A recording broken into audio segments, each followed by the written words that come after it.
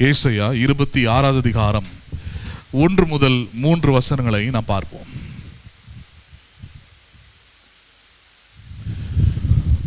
ஏசாயா 26 அதிகாரம் 1 முதல் 3 வசனங்கள்.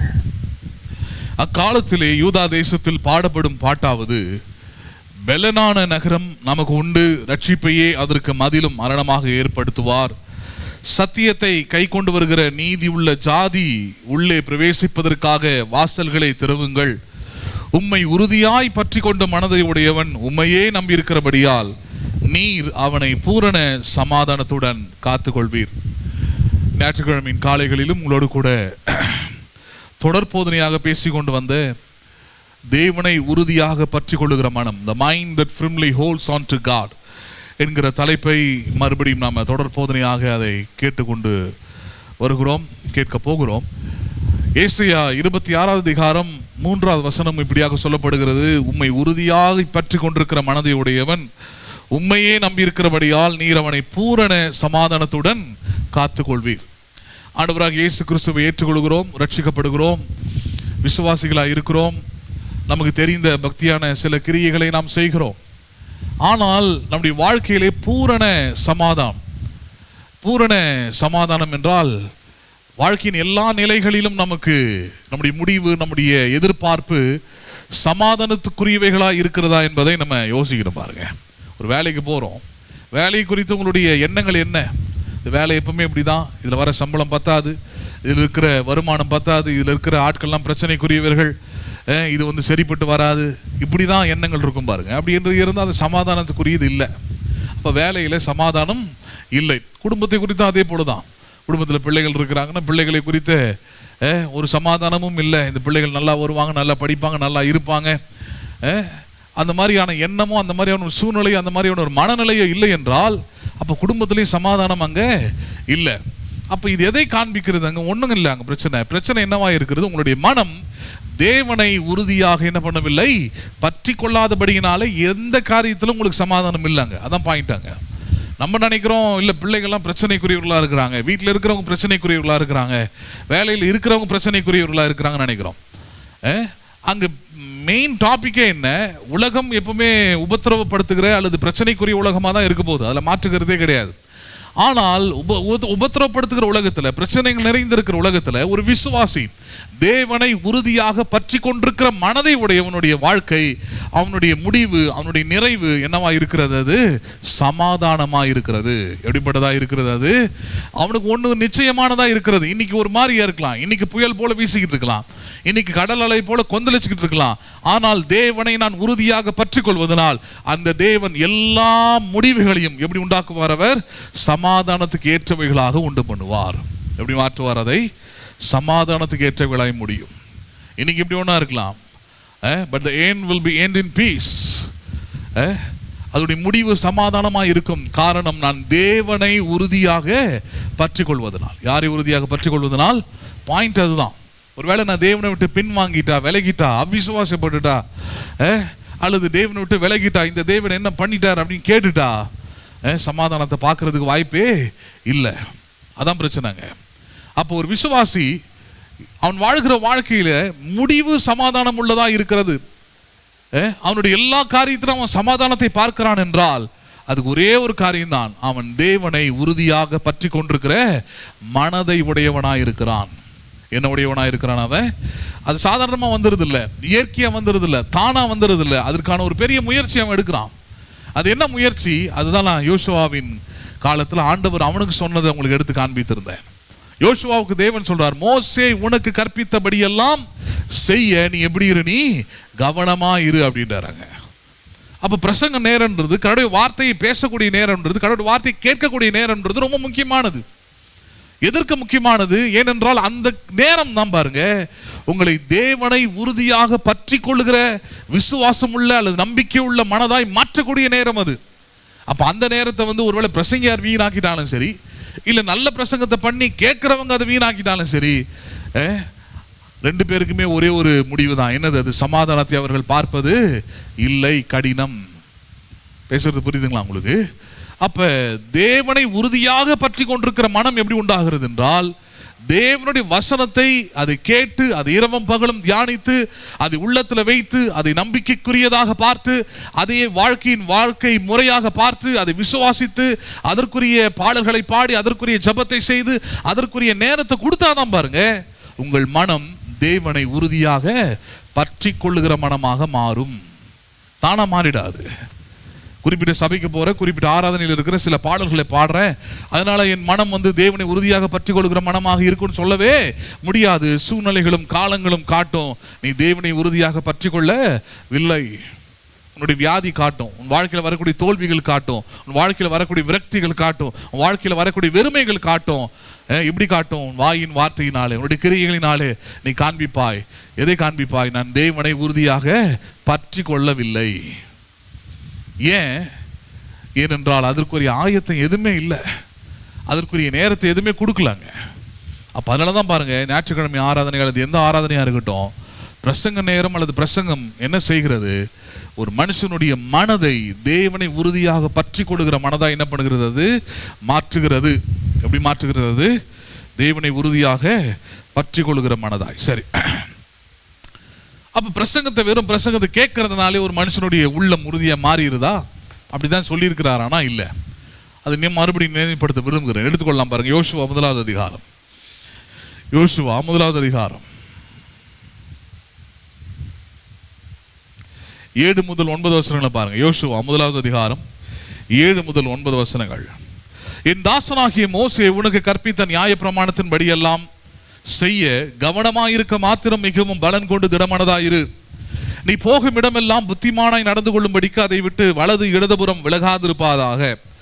இந்த நியாய பிரமாண புஸ்தகம் உன் வாயை விட்டு என்ன பண்ணாதிருப்பதாக? பிரியாதிருப்பதாக. இதில் எழுதியிருக்கிறவைகள் படியெல்லாம் நீ செய்ய கவனமாய் இருக்கும்படி இரவும் பகலும் அதையே தியானித்து கொண்டிருப்பாயாக. அப்பொழுது நீ உன் வழியை வாய்க்க பண்ணுவாய், அப்பொழுது புத்திமானாய் நடந்து கொள்வாய். நான் உனக்கு கட்டளையிடவில்லையா? பலன் கொண்டு திடமனதாய் இரு, திகையாதே, கலங்காதே. நீ போகும் இடமெல்லாம் உன் தேவனாகிய கர்த்தர் உன்னோடு கூட இருக்கிறார் என்றார். சரி, நிறைய விஷயங்களை பேசியிருக்கிறார். நிறைய விஷயங்களை நானும் இதுக்கு முன்னாடி இருக்கிற வாரங்களில் சொல்லியிருக்கிறேன். யோசுவா ஒரு புது தலைவன். லட்சக்கணக்கான மக்களை அவன் விசாரிக்கவும் வழி நடத்தவும் அந்த மக்களுடைய தலையெழுத்தை அவன் கையில் கொடுக்கப்பட்டிருக்கிறது. ஏனென்றால் அவன் தலைவனாக இருக்கிறான். அப்படி யோசுவா அப்படி இருக்கும்பொழுது அவன் திகைத்து போய் கலங்கி போயிட்டு எப்படி பண்ண போகிறோம், ஒருவேளை தவறாக மாறிடுச்சுன்னா எல்லா மக்களுடைய வாழ்க்கையும் போயிடும். அப்போ இப்படிப்பட்ட ஒரு சூழ்நிலையில் பெரிய பொறுப்பு அவன் தலையில் கொடுக்கப்படும் பொழுது தேவன் அவனுக்கு சொல்லக்கூடிய வார்த்தைகளை நம்ம இப்போ படித்தோம். திகையாதே, கலங்காதே, நான் உன்னோடு கூட இருக்கிறேன் அப்படின்னு சொல்லிட்டு இருந்தா ஒன்றும் பிரச்சனை இல்லை. அதோடு சேர்த்து நீ என்ன செய்யணுன்றதையும் சொல்லி கொடுக்குறாரு. மோசே உனக்கு கற்பித்தபடி எல்லாம் செய்ய நீ பலன் கொண்டு திடமனதாய் இரு. ஹலோ, எதை செய்யறதுக்கு? மோசே உனக்கு கற்பித்தபடி எல்லாம் செய்ய. உன் இஷ்டத்துக்கு ஏதோ ஒன்று செய்யறதுக்கு உனக்கு பலன் இல்லை. கற்பித்தபடியெல்லாம் நீ விசுவாசித்து நம்பிக்கை வைத்து செயல்பட நீ பலன் கொண்டு திடமனதாயிரு என்று சொல்றாரு. சொல்லிட்டு சொல்றாரு எப்படி காரியங்கள் வாய்க்கும், எப்படி வழிகள் வாய்க்கும் அப்படின்னா, இந்த நியாயப்பிரமாண புஸ்தகம் உன் வாயை விட்டு என்ன பண்ணாது இருப்பதாக? பிரியாதிருப்பதாக என்றார். ஹலோ, இருதயத்தில் விசுவாசிப்பதை வாயினாலே பேசு, ஜெபத்துல பேசு, மற்ற இடத்துல பேசும்போது பேசு. இந்த நியாயப்பிரமாண புஸ்தகம் உன் வாயை விட்டு பிரியாதிருப்பதாக. Never depart from your mouth. உன் வாயை விட்டு அது விலகவே கூடாது அப்படின்றாரு. ஏன் விலகக்கூடாது? ஏனென்றால் வெற்றியை உன் நாவிலே உன் வாயில் இடம் பண்ணியிருக்கிறேன், வைத்திருக்கிறேன். 1000 பேர் 1000 பேசலாம் உன்னை பத்தி. ஆனா நீ உன்னை பற்றி என்ன பேசுகிறாய் என்பதுதான் உன் வாழ்க்கையை தீர்மானிக்கிறது, உன் எதிர்காலத்தை தீர்மானிக்குது. அதை மனதில் நல்லா வச்சுக்கணும். 1000 பேர் பேசுறதுனால உன் வாழ்க்கையில ஒன்றும் நடக்க போறது இல்லை. நீ அதுக்கு வேல்யூ பண்ணாதான் அது ஏதாவது பிரச்சனை. ஆனால் நீ உன்னை பற்றி என்ன பேசுகிறாய் என்பதுதான் உனக்கானது. யோசுவாவுக்கு தேவன் சொல்லிக் கொடுப்பது தான். இந்த நியாயப்பிரமாண புஸ்தகம் உன் வாயை விட்டு பிரியாதிருப்பதாக. இஸ்ரவேல் கொஞ்சம் முரட்டாட்டமான ஆட்கள் தான், ஏடாகூடமா பேசிடுவான். ஆனா அப்படி பேசுறதுனால உனக்கு ஒன்றும் ஆக போறது இல்லை. ஏன்? உன் வாய் சரியா இருந்ததுன்னா, உன் வாயில் இருக்கிற வார்த்தை நியாயப்பிரமாண புஸ்தகத்தையும் அதில் இருக்கிற வார்த்தைகளும் பேசக்கூடியதா இருந்தால், வசனத்தை பேசக்கூடியதா இருந்தால், விசுவாசிப்பதை பேசக்கூடியதா இருந்தால், வழிகளை நீ வாய்க்க பண்ணுவாய் என்றார். எதை வாய்க்க பண்ணுவாய்? நீ வழிகளை நீ வாய்க்க பண்ணுவாய். You will be success in your life. நீ விரும்புவதை பெற்றுக்கொள்வாய். நீ எடுக்கிற முயற்சிகளில் வெற்றி பெறுவாய். நீ போகிற காரியங்களில் வெற்றி பெறுவாய். வழிகளை வாய்க்க பண்ணுவாய். எப்பொழுது? இந்த நியாயப்பிரமாண புஸ்தகம் உன் வாயை விட்டு பிரியாம இருக்கும் போதுதான். ஹலோ, உன் கண்களும் உன் வாயும் இந்த நியாயப்பிரமாண புஸ்தகத்தின் மேல கவனமா இருக்கும் போதுதான். அப்ப எவ்வளவு வேலை இருக்குது பாருங்க. வெற்றி வாழ்க்கை சாதாரணமா கிடைக்கிறது இல்லை. வெற்றி வாழ்க்கை சும்மா ஆண்டவர் ஒன்று கொடுத்துறது இல்லை. அதுக்கு ஒரு வழிமுறை வச்சிருக்கிறாரு. மோசே கற்பித்தபடி எல்லாம் செய்ய நீ கவனமாய் இரு. நியாயப்பிரமாண புஸ்தகம் வாயை விட்டு பிரியாதிருப்பதாக. ஏன்னா இந்த வாயில தான் ஜீவனும் மரணத்தின் அதிகாரத்தை என்ன பண்ணியிருக்கிறேன்? வைத்திருக்கிறேன். அதை விரும்புகிறவர்கள் அதோடைய கனியை என்ன பண்ணுவார்கள்? புசிப்பார்கள் என்று சொல்லுகிறார். சொல்லப்பட்டிருக்கிற வார்த்தை நிறைவேறணும்னா அப்ப நம்ம புரிந்து கொள்ள வேண்டும். என்னுடைய வாழ்க்கை, என்னுடைய வெற்றி, என்னுடைய சூழ்நிலை, என்னுடைய சுகம், என்னுடைய ஆரோக்கியம், என்னுடைய சமாதானம் எல்லாம் எங்க வைக்கப்பட்டிருக்கிறது? என் நாவின் அதிகாரத்தில் வைக்கப்பட்டிருக்கிறது. எங்க வைக்கப்பட்டிருக்கிறது? அது என் நாவில நான் என்ன பேசுறேன், என் நாவில எதை அறிக்கையிடுகிறேன், என் நாவில எதை ஜெபிக்கிறேன், என் நாவினால எதை கேட்டுக்கொள்கிறேன், என் நாவினால எதை அறிக்கையிடுகிறேன், அதுதான் என் வாழ்க்கைக்குரிய ஆதாரமா இருக்க போதே தவிர, அதுதான் என் எதிர்காலத்தை தீர்மானிக்கக்கூடியதா இருக்க போவதே தவிர மற்றவர்கள் பேசுறதோ மற்றவங்க சொல்றதோ ஒன்றும் நடக்க போறது இல்லை. பேசுறது புரியுது. அதனால தான் அதை வேல்யூ பண்ணக்கூடாது. யார் என்ன சொல்லிக்கிட்டு இருக்கிறாங்க, யார் என்ன பேசிக்கிட்டு இருக்காங்க, அது பெரிய இஷ்யூ கிடையாது. நமக்கு தேவையான பதில் சொல்லிட்டு தேவையில்லாத கடந்து போயிட்டு நம்ம வேலையை நம்ம பார்க்கணும். பாருங்க, நம்ம முன்னேறதை பார்க்கணும், நம்ம நல்லா இருக்கிறத பார்க்கணும், நம்ம வெற்றி பெறுவதை பார்க்கணும், நம்முடைய வாழ்க்கையில் தேவனுடைய சித்தம் செயல்படுவதை பார்க்கணும். மற்ற வைத்தறிச்சல பேசுறானா, நல்லது பேசுறானா, கெட்டது பேசுறானா, இட் டசன்ட் மேட்டர். அது ஒரு பிரச்சனையே கிடையாது. அது அதனால உங்களுக்கு என்ன ஆகுது? இந்த நியாயப்பிரமாண புஸ்தகம் உங்கள் வாயை விட்டு பிரியாதிருப்பதாக. இரவும் பகலும் அதையே தியானித்து கொண்டிரு.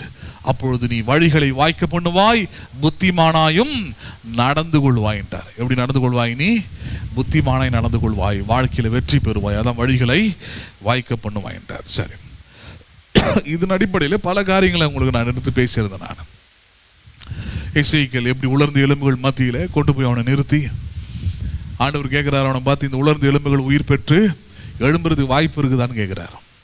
எசேக்கியேலுக்கு ஒன்றும் புரியல. ஏன்னா முடியாதுன்னு சொல்ல முடியாது, ஆகும்னு சொல்றதுக்கு விசுவாச நம்பிக்கை இல்லை. ஏன்னா அவனுக்கு தெரியல எப்படி நடக்கும்ட்டு.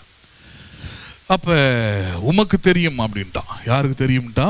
உமக்கு தெரியும் ஆண்டவரே. நிறைய பேர் சொல்ற டயலாக் தான். எல்லாம் கடவுளுக்கு தெரியும், எல்லாம் மேல இருக்கிறவருக்கு தெரியும், அவர் தீர்மானிப்பார், எல்லாம் அவர் பண்ணிப்பார்ன்றாங்க. எசேக்கியேல் அந்த மாதிரி ஒரு கேரக்டர் தான். எல்லாம் உமக்கு தெரியும் ஆண்டவர்னு சொன்னவனே ஆண்டவர் சொல்லுங்க பாரு, எனக்கு தெரியறதுல எனக்கு தெரியும், உனக்கு தெரியுமான்றதுதான் கேள்வி. எனக்கு தெரிஞ்சதுனால உன் வாழ்க்கையில் ஒன்றும் நடக்க போறது இல்லை. நான் ஆண்டவர், நான் தேவன், எனக்கு எல்லாம் தெரியும், உனக்கு தெரியுமா? அதுக்கு பதில் இருக்கான்னு கேட்கிறாரு. அதுக்கு தான் முழிக்கும் போது தான் சொல்லி கொடுக்குறாரு, இந்த எலும்புகளை பார்த்து பேசு அப்படின்றாரு. எதை பார்த்து பேசு? நீ உலர்ந்த எலும்புகளை பார்த்து பேசு, அப்பொழுது அவைகள் உயிரடையும் அப்படின்றாங்க. Talk to the bones, speak to the bones, it will alive. உலர்ந்த எலும்புகளை பார்த்து பேசு, அப்பொழுது அவைகள் உயிரடையும் என்றார். அவனுக்கு ஆச்சரியம் பாருங்க. அப்ப இவ்வளவு நாள் ஆண்டவருக்கு தெரியும், ஆண்டவரால் முடியும், ஆண்டவர் செஞ்சிருவாரு அப்படின்னு நினைச்சுக்கிட்டு இருந்தோம். ஆனா உலர்ந்த எலும்புகள் மத்தியில கொண்டு வந்து நிறுத்திட்டு சொல்றாரு, இல்ல நீ பேசு. என்ன பண்ண? நீ பேசு. இந்த உலர்ந்த எலும்புகள் உயிர் பெற்று எழும்பும், சதைகளும் நரம்புகளும் உண்டாகும், பெரிய சேனையாக அது எழும்பும் என்று நீ பேசு. நீ பேசாம அவைகள் உயிரடைய போறது இல்லை. அப்ப வல்லமையை கொண்டு வந்து எங்க வச்சிருக்கிறான்னு கவனிக்கணும். வாயின் வார்த்தை ரொம்ப முக்கியமானது பாருங்க. It is not something to speak emotionally. இது எமோஷனலா பேசுறது சொல்றது அல்ல, அதுக்கானது அல்ல வாய். இருதயத்தில் இருக்கிற விசுவாசத்தை, இருதயத்தில் இருக்கிற நம்பிக்கையை, மனதில் இருக்கிற உறுதியை பேசக்கூடியதற்காக தான் வாயை கொடுத்திருக்கிறாங்க தேவன். அப்ப வேதாகமம் முழுக்க அந்த காரியங்கள் தான் பாருங்க. இன்னைக்கு இன்னொரு காரியத்தை, அதோட தொடர்ச்சியாக இன்னொரு காரியத்தை பார்க்க இருக்கிறோம். எபிரியர் 13வது அதிகாரம். எபிரியர் 13வது அதிகாரம் 5 மற்றும் 6வது வசனத்தை நாம் பார்க்கலாம். எபிரியர் 13, 5 மற்றும் 6வது வசனம்.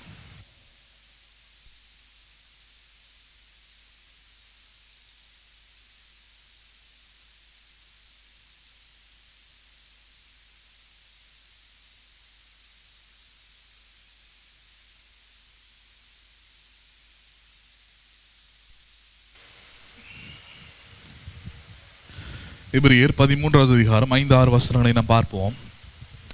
நீங்கள் பண ஆசை இல்லாதவர்களாய் நடந்து உங்களுக்கு இருக்கிறவைகள் போதும் என்று எண்ணுங்கள். நான் உன்னை விட்டு விலகுவதும் இல்லை, உன்னை கைவிடுவதும் இல்லை என்று அவர் சொல்லி இருக்கிறாரே. யோசுவா 1 சொன்னதை இங்கே எபிரியர் 13 பவுல் சபைக்கு ஞாபகப்படுத்துறாங்க. என்ன சொல்லி கொடுக்குறாரு? நீங்கள் இது இல்லை, அது இல்லை, இது எப்படி நடக்கும், எனக்கு உதவி எப்படி வரும், நான் எப்படி காரியங்களை செய்ய போகிறேன், இதை பற்றியே பேசிக்கிட்டு இருக்கிறீங்க. ஜெபங்களும் அப்படிப்பட்டதாகவே இருக்குது. ஆண்டவரை குறித்த எண்ணங்களும் உங்களுக்கு அப்படி தான் இருக்குது. எப்படி செய்ய போகிறாரு தெரில, எப்படி நடக்க போகுது தெரில, எப்படி கட்ட போகிறேன்னு தெரியல, எப்படி முடிக்க போகிறேன்னு தெரியல, இப்படி தான் தெரிலனே இருக்கிறீங்க. இன்னைக்கு ஆண்டவர் உங்களுக்கு என்ன கொடுத்துருக்கிறாரு? இன்னைக்கு ஆண்டவர் எதை செய்திருக்கிறாரு?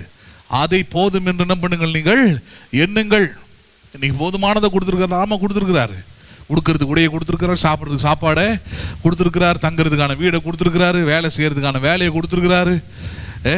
நீங்கள் வேண்டி கொண்டதற்கும் விரும்புவதற்கும் அதிகமாக தான் இன்னைக்கு நீங்கள் பெற்றிருக்கிறீங்க. அந்த பாயிண்ட் வச்சு சொல்றாரு, போதும் என்று என்ன பண்ணுங்கள், நீங்கள் எண்ணுங்கள்ன்றார். அந்த இடத்துல தேவை நமக்கு இருந்துக்கிட்டே தான் இருக்கும், நமக்கான எதிர்பார்ப்பு அதிகமாகிக்கிட்டே தான் இருக்கும். ஆனால் தேவன் நமக்கு போதுமானவராக இருக்கிறார் என்று எண்ணுங்கள். ஏன் அப்படி சொல்றாரு? சொல்லிட்டு அடுத்த வார்த்தையை பயன்படுத்துறாரு. என்னது அது? நான் உன்னை விட்டு விலகுவதும் இல்லை, உன்னை கை விடுவதும் இல்லை என்று அவர் சொல்லி இருக்கிறாரே. அதான் ரொம்ப முக்கியமான பாயிண்ட். எழுதியிருக்கிறதே அப்படின்னா கூட பரவாயில்ல, ரொம்ப பாயிண்டடா மென்ஷன் பண்றார். சொல்லி இருக்கிறாரே, சொல்லி இருக்கிறார்ப்பா. என்னது? நான் உன்னை விட்டு விலகுவதும் இல்லை, உன்னை கை விடுவதும் இல்லை. இன்னைக்கு சில காரியங்கள் குறைவுகளாக இருக்கலாம், சில காரியங்களை நீங்கள் இழந்து போயிருக்கலாம், சில காரியங்கள் ஒன்றுமில்லாமல் போயிருக்கலாம், சில எதிர்பார்த்த காரியங்கள் நடக்காமல் போயிருக்கலாம். அதனால ஆண்டவர் உங்களை கை விட்டுட்டார், உங்களை விட்டு விலகிட்டார், இதுக்கப்புறம் நடக்காது, இதுக்கப்புறம் இல்லை நீங்கள் எண்ணக்கூடாது. அவர் சொல்லி இருக்கிறார். என்னது? நான் உன்னை விட்டு விலகுவதும் இல்லை, உன்னை கை விடுவதும் இல்லை என்று அவர் சொல்லி இருக்கிறாரே. என்ன பண்ணியிருக்கிறாரே? அவர் சொல்லி இருக்கிறாரே. நமக்கு சொல்லப்பட்டது ஏராளமாக இருக்குது. வாக்குத்தத்தங்கள் எல்லாம் தேவனால் சொல்லப்பட்டவைகள் தான்.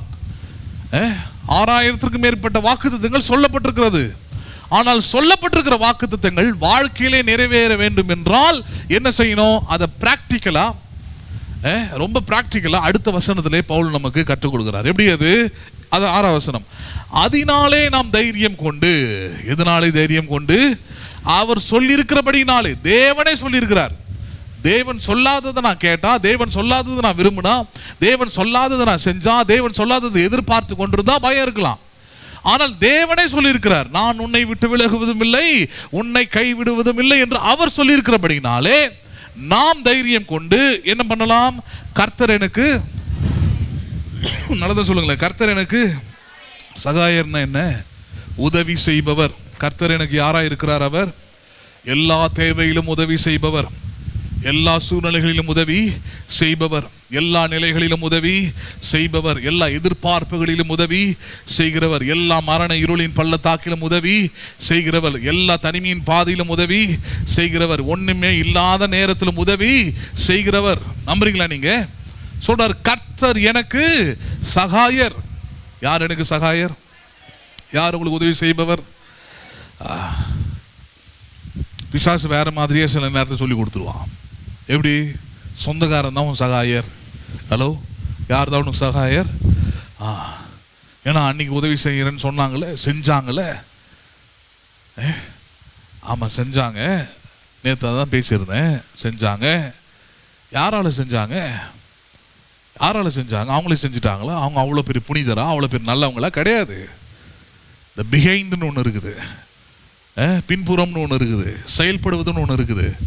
பின்னாடி இருந்து அவர் செயல்படுத்தினார், அதனால என்ன அங்கே செயலாச்சாங்க. இயேசுவின் காலத்தில் வரி கட்டணும்னு சொல்கிறாங்க, காசு இல்லை. சீஷர்கள்கிட்ட சொல்கிறாரு, போய் ஒரு மீனை பிடிங்க, அந்த மீனின் வாயை திறந்து பாருங்க, அதில் என்ன பண்ணும்? காசு இருக்கும்ன்றார். வேற ஏதாவது சொல்லியிருக்கலாம்.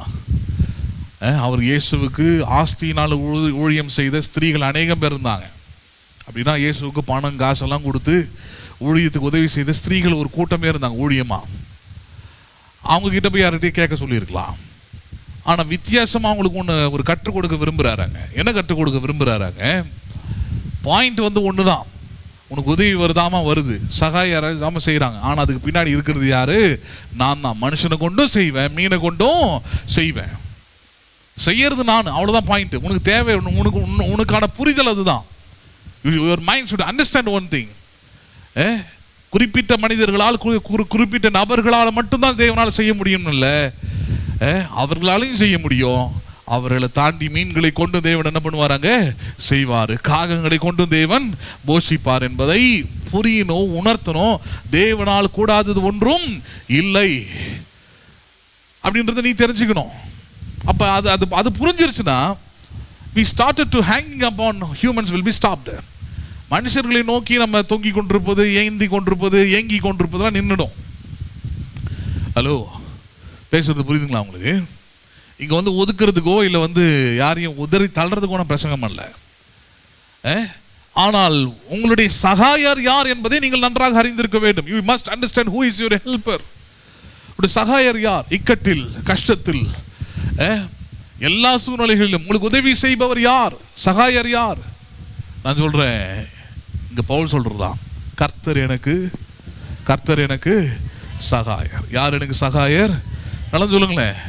நம்ம இக்கட்டில் மனுஷனுடைய உதவி விருதாது. கர்த்தர் எனக்கு சகாயர். அதை நல்ல மைண்ட்ல வச்சுக்கணும். ஹலோ, புரியுதுங்களா உங்களுக்கு? ஆமா, கருவிகளை நல்லா தொடச்சி கிடிச்சு பத்திரமா வச்சுக்கலாம். ஆனா கருவியை கும்பிட்டு உட்காந்துடக்கூடாது, கருவியே நோக்கி பார்க்க கூடாது. கருவியை இயக்குகிற ஒருத்தர் இருக்கிறாரு, அவரை நோக்கி பார்க்கணும். அவரை நோக்கி நம்முடைய கண்களை ஏறெடுக்கணும், அவரை நோக்கி நம்முடைய ஜபங்களை ஏறெடுக்கணும், அவரை நோக்கி நம்முடைய நம்பிக்கைகளை வைக்கணும். பாருங்க, அவர் யார்?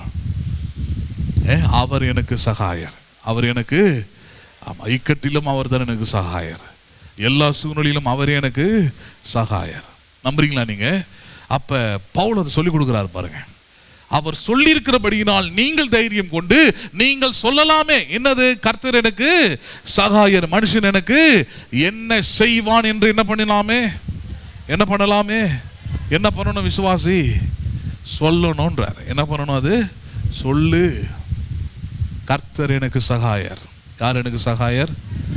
இனி உனக்கு உதவி செய்ய மாட்டேன், இனி உன் பக்கமே வரமாட்டேன், இனி நீ எப்படி வாழ்ந்துடலாம், இனி எப்படி நீ இருக்கிற, இப்படிலாம் சொல்றதுக்கு 1000 பேர் வரலாம்.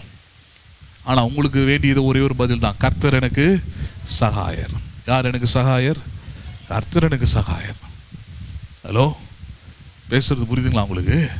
ஊழியத்திலையும் அப்படிதான், குடும்பத்திலையும் அப்படிதான், வேலை செய்யற இடத்துலையும் அப்படிதான், எல்லா இடத்துலையும் அப்படிதான். உதவி செய்பவர் யாரு? கர்த்தர். கர்த்தர் எனக்கு சகாயர். நம்புறீங்களா நீங்க அதை? ஆமா. ஒரு 4 பேர் 3 பேர் பைபிள் ஸ்டடியில் உட்காந்து பிரசங்கம் பண்ணி கேட்டுக்கிட்டு இருப்பாங்க. சில காரியங்களை, சில பிரச்சனைகள் வரும்போது அது கேட்கறது உண்டு.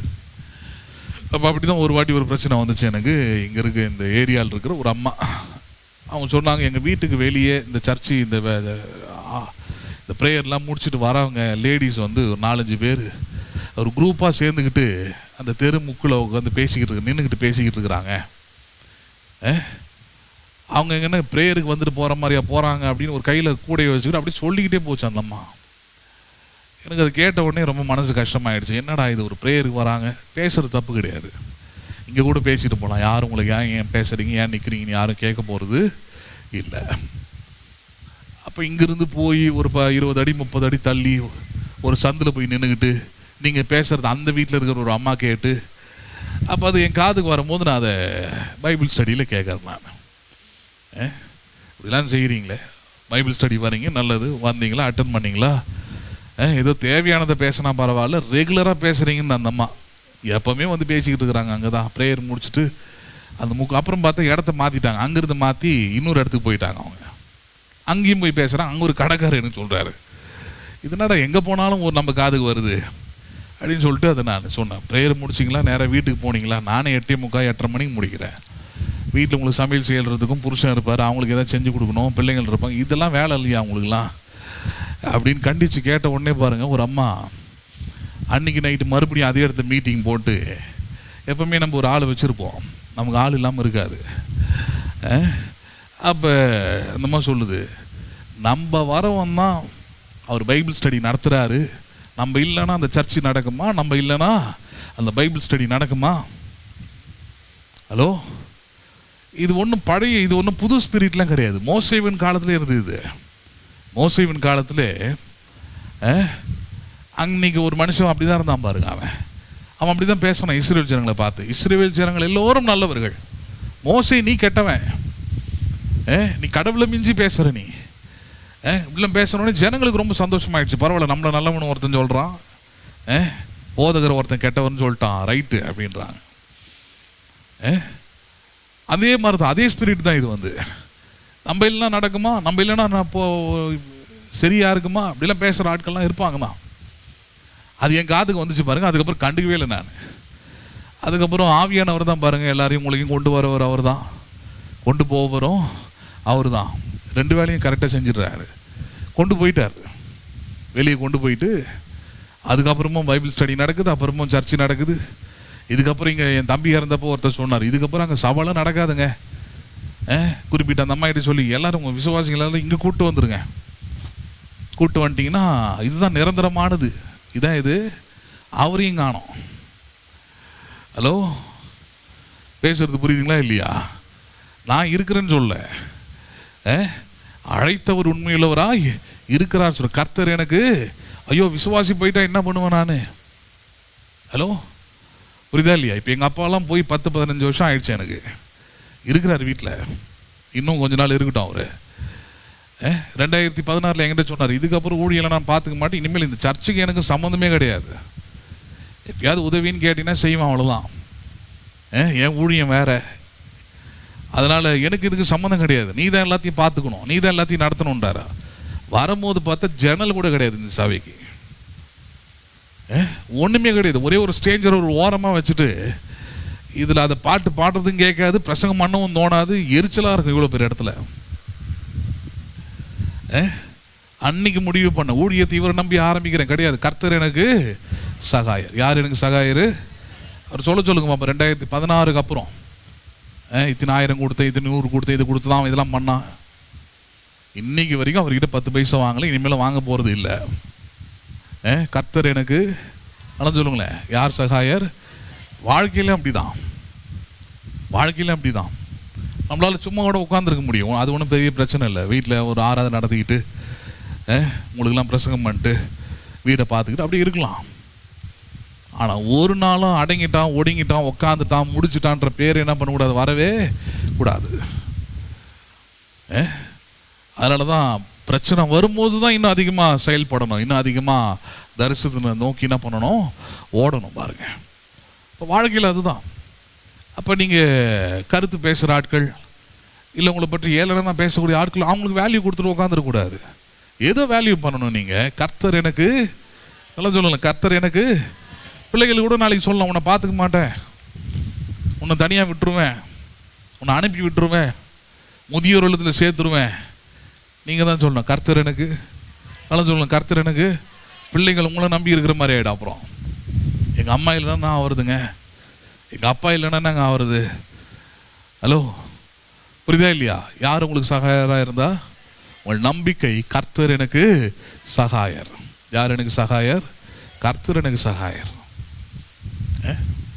புருஷன் கூட அப்படிதான், நான் ஒன்று விட்டு போயிடுவேன், உன்னை கவனிக்க மாட்டேன், நான் இல்லைன்னா நீ அவ்வளோதான். தைரியமாக சொல்லலாம் கர்த்தர் எனக்கு. நல்லா சொல்லுங்களேன், வெக்கப்படாமல் சொல்லாங்க. அவ இன்னொருத்தன் புருஷனெல்லாம் வந்து பொண்டாட்டியாக இருப்பேன், புருஷனாக இருப்பேன் பேசிக்கிட்டு இருக்கிற காலத்தில் கர்த்தர் எனக்கு சொல்கிறதுல என்ன வெக்கம் இருக்குது? கர்த்தர் எனக்கு,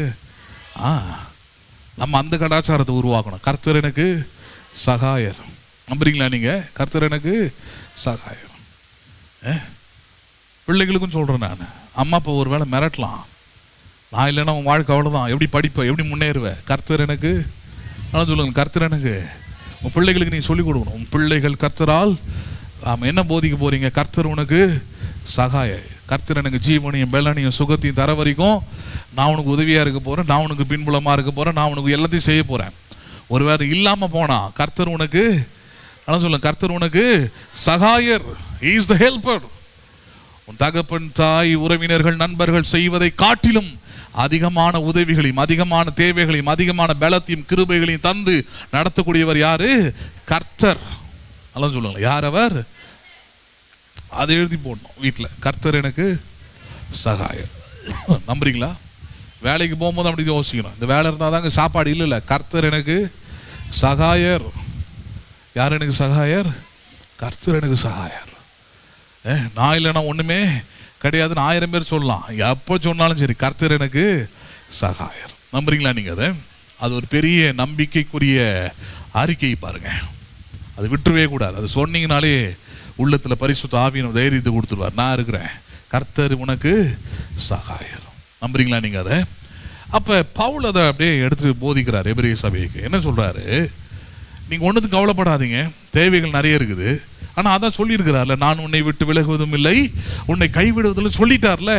சொல்லியிருக்கிறதுனால நீ என்ன பண்ணலாம்? தைரியம் கொள். என்ன பண்ணு? நீ தைரியம் கொண்டுட்டீன்னா அறிக்கை செய்ய ஆரம்பிச்சிருவேன். என்ன அறிக்கை செய்ய ஆரம்பிச்சிருவேன்? கர்த்தர் எனக்கு சகாயர். மனுஷன் எனக்கு என்ன செய்வான்? ஹலோ, மனுஷன் எனக்கு என்ன செய்வான்? அவனால் என்ன பண்ண முடியும்? அதை செய்வான், அவ்வளோதான். ஆனால் அதுக்கு மேலே கடவுள் செய்வார். நம்புறீங்களா நீங்க? மனுஷனால முடியறது ரொம்ப கம்மிங்க, ரொம்ப கொஞ்சம்ங்க. ஹலோ, ஆனா அதை காட்டில மேலானதை கர்த்தர் என்ன பண்ணுவார்? செய்வார். நம்புறீங்களா நீங்க? அப்ப அதுதான் நம்பணும் பாருங்க. கர்த்தர் எனக்கு சகாயர், மனுஷன் எனக்கு என்ன செய்வான்? ஏன்னா கர்த்தர் செய்யறது மனுஷன் செய்யறதை விட அதிகமாக இருக்கும். அது நன்மையா இருக்கட்டும், தீமையா இருக்கட்டும், ரெண்டுமே அப்படிதான். மனுஷன் செய்வதை விட, ஒரு மனுஷனுடைய உதவி, ஒரு மனுஷனுடைய சகாயத்தை விட கர்த்தருடைய சகாயம் பெரியது. யாருடைய சகாயம் பெரியது? கர்த்தருடைய உதவி பெரியது பாருங்க. அப்ப அதுலதான் அறிக்கை சொல்றாரு, சொல்லலாமே. அது ரொம்ப முக்கியமானது. சொல்லுங்க, வாய் தரங்கன்றாரு. எதை வாய் தரங்க? கர்த்தர் எனக்கு சகாயர், அவர் என்னை விட்டு விலகுவதும் இல்லை, கை விடுவதும் இல்லை என்று சொல்லி இருக்கிறாரு. அதனால நான் தைரியம் கொண்டு, கர்த்தர் எனக்கு சகாயர், மனுஷன் எனக்கு என்ன செய்வான்? அவன் ராஜாவா இருக்கட்டும், அவன் எவ்வளோ பெரிய மந்திரி அவனா இருக்கட்டும், யாராவனா இருந்துட்டு போட்டோங்க, என் கர்த்தர் எனக்கு செய்வதை போல ஒருவனும் எனக்கு செய்ய முடியாது என்று சொல்லலாமே. என்ன பண்ணலாமே? தெரிஞ்சுக்கிட்டு இருந்தனால ஒன்றும் ஆக போகிறதில்ல. வந்தீங்க, தெரிஞ்சுக்கிட்டீங்க, பேசணும், சொல்லணும். கர்த்தர் எனக்கு சகாயர். யார் எனக்கு சகாயர்? அப்படி சொன்னீங்கன்னா நான் சொல்கிறேன், எவ்வளோ பெரிய இக்கட்டில் இருந்தோம், எவ்வளோ பெரிய வேதனையில் இருந்தோம், எவ்வளோ பெரிய பிரச்சனை இருந்தோம், உதவி செய்கிற கர்த்தர் உங்களுக்கு உதவி செய்து உங்களுக்கு விடுதலை ஆக்குவார். நம்புறீங்களா நீங்கள் அதை? அதற்கான ஒரே ஒரு உதாரணத்தை பார்க்கலாம் பாருங்க. தானியேல் 3வது அதிகாரம், தானியேல் 3வது அதிகாரம் 14வது வசனத்திலிருந்து.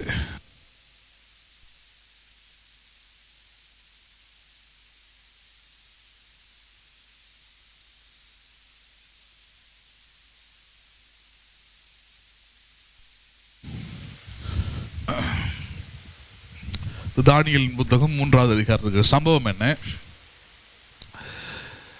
பாபிலோன் என்கிற தேசம், இந்த தேசத்தை நேபுகாத்நேச்சர் என்கிற ஒரு ராஜா ஆட்சி செய்து கொண்டு வருகிறார். அந்த பாபிலோன் தேசமும் அந்த ராஜாவும் ஆண்டவரை அறியாதவர்கள். ஒரு அந்நிய தேசம் அது. அந்த அந்நிய தேசத்தில் இருக்கிற அந்த ராஜா பாருங்க, தன்னுடைய தேசத்தை எப்படியாவது உயர்த்தணும், அதை பிரம்மாண்டமாக மாற்றணும், ஒரு எகிப்தை போல அதை சிறந்ததாய் மாற்றணும்ன்ற எண்ணம் அவருக்கு இருக்குது. அப்படி மாற்றும் போது அவருக்கு கிடைக்கிற தகவல் என்னன்னா, எகிப்தியே சிறந்ததாக மாற்றினவர்கள் இந்த இஸ்ரவேலர்கள் தான். அடிமைகளாக இருக்கும் போது நல்லா பெருசாக கட்டி கொடுத்து அவங்களுக்கு எல்லா உதவியும் செஞ்சுதான் தான் ஒன்று. அப்போ அவனுங்க எங்கேப்பா இருக்கிறானுங்கன்னு பார்த்தா இவருடைய தேசத்து பக்கத்தில் இருக்கிறானுங்க, எருசலேம்ன்ற இது. அப்போ பாபிலோன் தேசத்து ராஜா நேபுகாத்நேச்சர் படைகளை அனுப்பி அங்கே இருக்கிற இளைஞர்களை, தன்னுடைய தேசத்தை கட்டி எழுப்பதற்கு தேவையான இளைஞர்களை அடிமைகளாக பிடித்து கொண்டு வராரு. அதனால தான் தானியேல், சாத்ராக், மேஷாக், ஆபேத்நேகோ போன்ற யூத வாலிபர்கள் கிடைக்கிறாங்க அவருக்கு. எதுக்காகனா அவங்களை அடிமைகளாக கொண்டு வந்து தன்னுடைய தேசத்தின் நலனுக்காக, தன்னுடைய தேசத்துடைய வளர்ச்சிக்காக அவங்கள பயன்படுத்தணுன்றதுக்காக பாபிலோன் தேசத்தின் ராஜா அடிமைகளாக அவர்களை பிடித்து கொண்டு வரதை நம்ம பார்க்குறோம். பிடித்து கொண்டு வந்து அவளை அரண்மனையில் ஒரு ஓரத்தில் வச்சு அவங்களுக்கு தேவையான சாப்பாடெல்லாம் கொடுத்து அவங்க, ஏன்னா ராஜாவோடு கூட இருந்து ராஜாவுக்கான அந்த வளர்ச்சி திட்டங்களை செயல்படுத்தக்கூடிய யூத இளைஞர்களாக இருக்க போகிறாங்கன்றதுனால இவ்வளோ வேலையை அவங்க செய்கிறாங்க. இது செய்யும் போது பாருங்க, அங்கே ஒரு கூட்டம் இருக்குது. அந்த கூட்டம் எப்படின்னா, அந்த கூட்டம் வந்து ராஜாவை புகழ்ந்து ராஜாவை தெய்வம் மாதிரி பேசி இப்படி உயர்த்தி உயர்த்தி வைக்கிற கூட்டம் எப்பவுமே எல்லா இடத்துலையும் இருக்காது. அந்த கூட்டம் என்ன சொல்லுது ராஜாவிட்ட, ராஜாவே நீர் ஒரு குரூப்பை கூட்டு வந்திருக்கிறீர் இஸ்ரவேல்ல இருந்து. அந்த இளைஞர்கள் எந்த உருவ வழிபாடு அல்லது எந்த மக்களை மதிப்பதில்லை, எந்த உருவ வழிபாடு செய்யறதில்ல. அவர்கள் ஏதோ ஒரு கடவுளோட பேரை சொல்லி அவங்க பாட்டு தனியாக அவனுங்களுக்குன்னு ஒரு வாழ்க்கை வச்சிருக்கிறானுங்க. அது நம்முடைய வழக்கத்திற்கும் நம்முடைய பழக்கத்திற்கும் சரிப்பட்டு வராது. இப்படியே விட்டுட்டீங்கன்னா நாளைக்கு நம்மளை மதிக்காமல் போயிடுவானுங்க, நம்ம பேச்சை கேட்க மாட்டாங்க. அப்புறம் கூட்டிகிட்டு வந்து அவனுங்க சாப்பாடு போட்டு வளர்க்குறது வேஸ்ட்டு. அப்போ அவனுங்களை நம்மளை அடிமையெல்லாம் ஆக்கி வைக்கணும், நம்ம சொல்கிறதெல்லாம் கேட்க வைக்கணும், நம்ம சொல்கிறதெல்லாம் தலையாட்ட வைக்கணும்னா அதுக்கு ஒரு காரியத்தை செய்யணும். என்னது? உம்முடைய சிலையை அல்லது உம்மை போன்ற ஒரு சிலையை பொற்சிலையாக வடித்து அது பெரிய சிலையாக உண்டாக்கி அந்த சிலையை வணங்க வச்சுட்டோம்னா, வணங்கிட்டானாலே போதும். அதுக்கப்புறம் நம்ம சொல்லக்கூடிய எல்லா வார்த்தைகளையும் கேட்பான், எல்லா விஷயத்தையும் கேட்பான், எல்லா முட்டாள்தனத்தையும் அவன் செய்வான். வணங்க வைக்கிறதுக்கான நோக்கம் அதுதான். இன்னைக்கும் நல்லா புரிஞ்சுக்கிடுங்க. வணங்குறதுல என்ன பிரச்சனை இருக்குது? நீங்கள் ஒன்றை வணங்கும் போது அதன் அடிப்படையிலே சொல்லக்கூடிய எல்லா காரியத்தையும் நம்புவீங்க, ஏற்றுக்கொள்வீங்க, செய்வீங்க, செயல்படுவீங்க.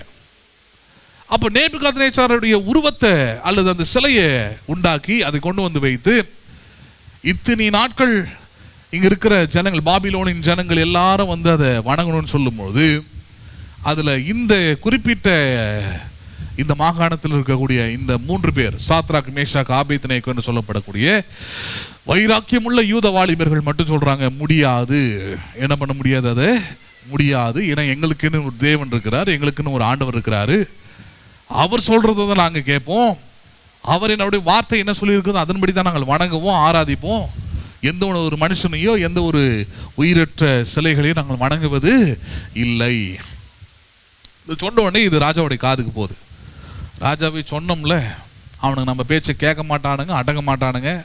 இப்போ பார்த்தீங்களா, நீர் ராஜா, உமக்கே அவனுங்க கீழ்ப்படிய மாட்டேன்றாங்கன்னா இவனுங்களை வச்சு நீர் என்ன வேலை செய்வீங்க அப்படின்னு உடனே எல்லா ஜனங்களுக்கும் ஒரு பயத்தை உண்டாக்கணும்.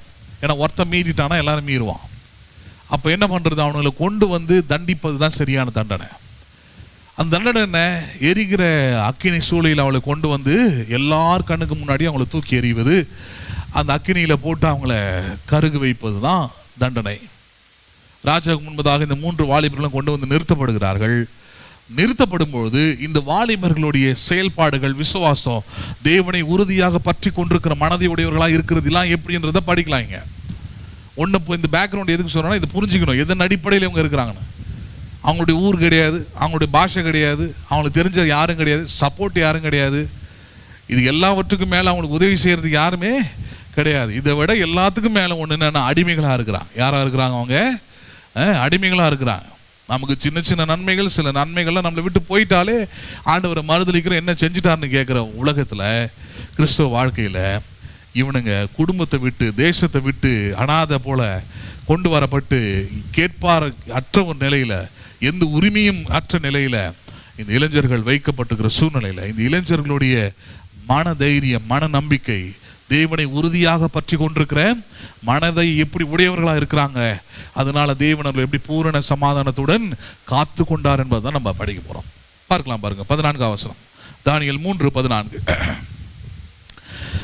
நேபுகாத்நேச்சர் அவர்களை நோக்கி, சாத்ராக், மேஷாக், ஆபேத்நேகோ என்பவர்களே, நீங்கள் என் தேவர்களுக்கு ஆராதனை செய்யாமலும் நான் நிறுத்தின பொற்சிலையை பணிந்து கொள்ளாமலும் இருந்தது மெய்தானா? இப்போதும் எக்காலம், நாகசுரம், கிண்ணரம், வீணை, சுரமண்டலம், தம்புரு முதலான சகலவித கீத வாத்தியங்களும் சத்தத்தையும் நீங்கள் கேட்கும் போது தாழ விழுந்து நான் பண்ணி வைத்த சிலையை பணிந்து கொள் ஆயத்தமாயிருந்தால் நல்லது. பணிந்து கொள்ளாதீர்களாகில் அந்நேரம் எரிகிற அக்கினி சூளையின் நடுவிலே போடப்படுவீர்கள். உங்களை என் கைக்கு தப்புவிக்க போகிற தேவன் யார் என்றான். இதாங்க கேள்வி. நிறைய நேரத்தில் நமக்கு எதிராக வரக்கூடிய சூழ்நிலைகள், என்கிட்ட இருந்து உன்னை காப்பாற்ற போறது யாருன்னு பார்த்துக்கலாம். ஹலோ, என்கிட்ட இருந்து உன்னை, சூழ்நிலைகள் அப்படிதாங்க இருக்கும். சூழ்நிலைகள் அப்படிதான் வரும். ஒரு கடன் பிரச்சனை வருது, ஒரு தேவைகள் வருது, ஒரு கஷ்டம் வருதுன்னா அப்படிதான் வரும். எப்படி தப்பிக்கிறேன்னு பார்ப்போம், எப்படி இதுல இருந்து விடுதலை ஆகிறேன்னு பார்ப்போம். அப்படிதான் நம்மளை சவால் விடும் பாருங்க. அந்த சவாலில் தான் இங்க பார்க்குறோம். ராஜா சொல்றாரு, என் கையில இருந்து உங்களை தப்பிவிக்க போகிற தேவன் யார் என்பதை பார்க்கலாம் அப்படின்னு சொல்லும்போது 16ஆம் வசனம், சாத்ராக், மேஷாக், ஆபேத்நேகோ என்பவர்கள் ராஜாவை நோக்கி, நேபுகாத்நேச்சரே, இந்த காரியத்தை குறித்து உமக்கு உத்தரவு சொல்ல எங்களுக்கு என்ன கிடையாது? நலன் சொல்லுங்களேன். அவசியம் இல்லை. ஹலோ, என்ன மாதிரியான தைரியமான வார்த்தை பாருங்க. இவர்கள் ஒன்றும் ஜனநாயக நாட்டில் வாழல. ஜனநாயக நாட்டில் நமக்கு உரிமைகள் உண்டு, அதுக்கே நம்ம பயப்படுறோம் பல காரியத்தில். இது ராஜா ஆட்சி செய்கிற நேரம். ராஜா கிட்ட போய் சொல்றாங்க, ராஜா கிட்ட அப்படி எதிர்த்துலாம் பேச முடியாது, சொல்லலாம் முடியாது. ராஜா கிட்டே போய் சொல்றாங்க, இந்த வணங்குறது வணங்காதெல்லாம் எங்க இஷ்டம், இதுக்கெல்லாம் நாங்க பதில் சொல்ல வேண்டிய அவசியம் இல்லை, இதுக்கெல்லாம் பதில் சொல்ல வேண்டிய அவசியம் எங்களுக்கு இல்லை. இந்த தைரியம் நீங்க இருக்குதா பாருங்க. நீங்க எத்தனை இடத்துல சபைகளை நடத்தக்கூடாதுன்னு பிரச்சனை பண்றாங்க, எத்தனை இடத்துல சபைக்கு எதிரான போராட்டங்கள் நடக்குது, எத்தனை இடத்துல அதிகார துஷ்பிரயோகங்கள் நடக்குது. எதையாவது எப்படி ஹேண்டில் பண்ணுறோம்? கை கட்டிக்கிட்டு ஐயா அப்படிதான் இருக்குதே தவிர இதுக்கெல்லாம் உத்தரவு சொல்ல என்ன கிடையாது, எங்களுக்கு அவசியம் இல்லை. தைரியம் வருதா? வரதில்லை. வீடியோ தான் போட முடியுது. வந்தார்கள், இப்படி பண்ணார்கள். ஏன்னா வீடியோ போடுறதுக்கு முன்னாடி அங்கே கேள்வி கேளு. ஹலோ, அங்கே பேசு, அங்கே தைரியத்தை காட்டு. அப்போதான் நீ கிறிஸ்தவ. நீ அடங்கி ஒடுங்கி மடங்கி போகிறது சரிப்பட்டு வராது. ராஜாவுக்கு முன்னாடி போய் நின்று சொல்கிறான், வணங்கணும் வணங்கக்கூடாதுன்னு சொல்கிறதுக்கெல்லாம் உத்தரவு சொல்ல எங்களுக்கு என்ன கிடையாது, உமக்கு உத்தரவு சொல்ல எங்களுக்கு அவசியம் இல்லை. வீட்டில் சொல்ல முடியுதா? நான் கேட்குறேன், சர்ச்சுக்கு ஏன் போகிற அப்படின்னா அதுக்கு ஒப்பாரி வச்சு அழறது சொல்ல முடியுதா? இதுக்கெல்லாம் பதில் சொல்ல எனக்கு என்ன கிடையாது, என்ன கிடையாது, எனக்கு அவசியம் இல்லை. என்ன கிடையாது? நீங்கள் அப்படி பேசி பாருங்களேன். அப்படி பேசினாதான், அப்படி உங்கள் வைராக்கியத்தை காண்பித்தாதான், அப்படி உங்களுடைய ஞானமுள்ள அந்த விசுவாசத்தை வெளிப்படுத்தினாதான் அவர்கள் ரட்சிக்கப்படுவார்கள், அவர்களும் தேவனை அறிந்து கொள்வார்கள். நீங்கள் மடங்கி ஒடங்கி அட்ஜஸ்ட் பண்ணி அவங்களுக்கு தெரியாமல் வந்தேன் பிரதர், அவர் பார்க்கக்கூடாதுன்னு அப்படி சுற்றிக்கிட்டுலாம் வந்தேன் நான், ரக்கம் இருந்தால் பறந்து கூட வந்திருப்பாங்க. அவங்களாம் வேஸ்ட்டு பாருங்க. அவங்கள வச்சுக்கிட்டு ஒன்றும் பண்ண முடியாது. கொஞ்ச நாள் அப்படி சுற்றிக்கிட்டு வருவாங்க, அதுக்கப்புறம் அங்கே எவனோ முள்ளு கில்ல போட்டு விட்டுருவான், அதுக்கப்புறம் வீட்லேயே உட்காந்துருவாங்க, வரமாட்டாங்க. ஒரு பாட்டியம் அப்படி தான் எங்கள் அப்பா காலத்தில் ஒன்று வந்துக்கிட்டு இருந்தது. அப்படியே இப்படி ரெண்டு பக்கம் அப்படி டான்ஸ் ஆடிக்கிட்டே தான் வரும். வயசானதுன்னு வச்சுப்போமே. அப்படியே வந்துட்டு சர்ச்சுக்குள்ளே வந்த பிறகு திடீர்னு இந்த மனித வெடிகுண்டுலாம் இடுப்பில் கட்டியிருப்பாங்களே, அது மாதிரி சராக்குன்னு புடவைக்குள்ள அந்த கையை உள்ளே விட்டு பைபிள் அப்படி அப்படியே வெளியே எடுக்கும். நல்ல இவ்வளோ பெரிய பைபிள் மட்டும் பெருசாக வாங்கிடுச்சு. ஏன்னா கண்ணு தெரியாது பாஸ்டர், அதனால் பெரிய பெரிய எழுத்தாக வேணும்னு வாங்கிட்டு நான் பிரசங்கம் பண்ணிட்டு இருக்கிறேன். ஒரு நாள் அப்படி தான் உள்ளே என்ட்ரு ஆகும்போது சராக்குன்னு வெளியே எடுக்குது, கத்தி எடுக்கிற மாதிரி. பஞ்சாப் சிங்கெலாம் அப்படி தான் எடுப்பானுங்க, திடீர்னு கத்தி வெளியே வரும். என்னடா இது அப்படின்னு பார்த்துட்டு முடிச்ச பிறகு ஒரு நாள் கேட்டேன், இது என்ன கையில் பைபிள் தூக்கிட்டு வரலாம்னா, அதெல்லாம் இடுப்புக்குள்ளே இது வயிற்றுக்குள்ளே வச்சு சொருவி அப்புறம் உள்ளே வந்த பிறகு சரக்குன்னு உருவுறது, இதுதான் நல்லாவா இருக்குது? இல்லை பாஸ்டர், எங்கள் ஹவுஸ் ஓனர் திட்டுவாங்க, எங்கள் ஹவுஸ் ஓனருக்கு நான் சர்ச்சுக்கு வர்றது தெரியாது. ஆமாம், அம்பானி மல்டி காம்ப்ளெக்ஸ் கட்டி வச்சுருக்குறாங்க, 10க்கு 10 ரூமை போட்டு வாடகை கூட்டு சம்பாதிக்கிறதுக்கு இவனுங்களுக்கெல்லாம் என்ன பண்ண வேண்டியதாக இருக்குது? நீ பயந்துக்கிட்டு ஹவுஸ் ஓனர் திட்டுவாங்க, வீடை காலி பண்ண சொல்லிடுவாங்க, இல்லைன்னா நம்ம வீடை எழுதி வச்சுருவாங்களா உன் பேரில்? நான் கேட்குறேன், இது கூட தைரியம் இல்லைண்ணா, பைபிளை கையில் எடுத்துகிட்டு வர்றதுக்கே தைரியம் இல்லைண்ணா, பைபிளை படிக்கிறதுக்கு உனக்கு தைரியம் இல்லைண்ணா, அந்த வீடு என்னத்துக்கு? ரோட்டில் உட்காரு. அந்த மாதிரி ஒரு வீட்டில் இருக்கிறத விட எங்கே உட்காரலாம் நீ? ஆமாம், வேதாகமத்தை படிக்க ஜெபிக்க உனக்கு உரிமை இல்லை, அதுக்கான இடத்த ஒருத்தி தரலன்னா அது ஒரு வீடாது? நான் கேட்குறேன், அது ஒரு சுடுகாடு. அது அந்த வீட்டில் இருக்கிற சாபம் உன் மேலேயும் தான் இருக்கும். ஹலோ, பேசுறது புரியுதா இல்லையா? ஹவுஸ் ஓனராக தான் வாடகை வாங்குறல, அந்த வீட்டில் நீங்கள் சமைக்கலாம், சாப்பிடலாம், தூங்கலாம், எல்லா வேலையும் செய்யலாம். ஆனால் பாட்டு பாடக்கூடாது, பைபிள் படிக்கக்கூடாது, அதுக்கெல்லாம் உரிமை இல்லை அப்படின்னா அது ஒரு அராஜகம், அது ஒரு தீண்டாமை, அது ஒரு மோசமாய் நடத்துகிற ஒரு காரியம். உங்களுக்கே ஒரு வைராக்கியம் தேவையில்ல? உன் வீடா இல்லை? உன் வீடு இல்லைன்னா 1000 வீடு.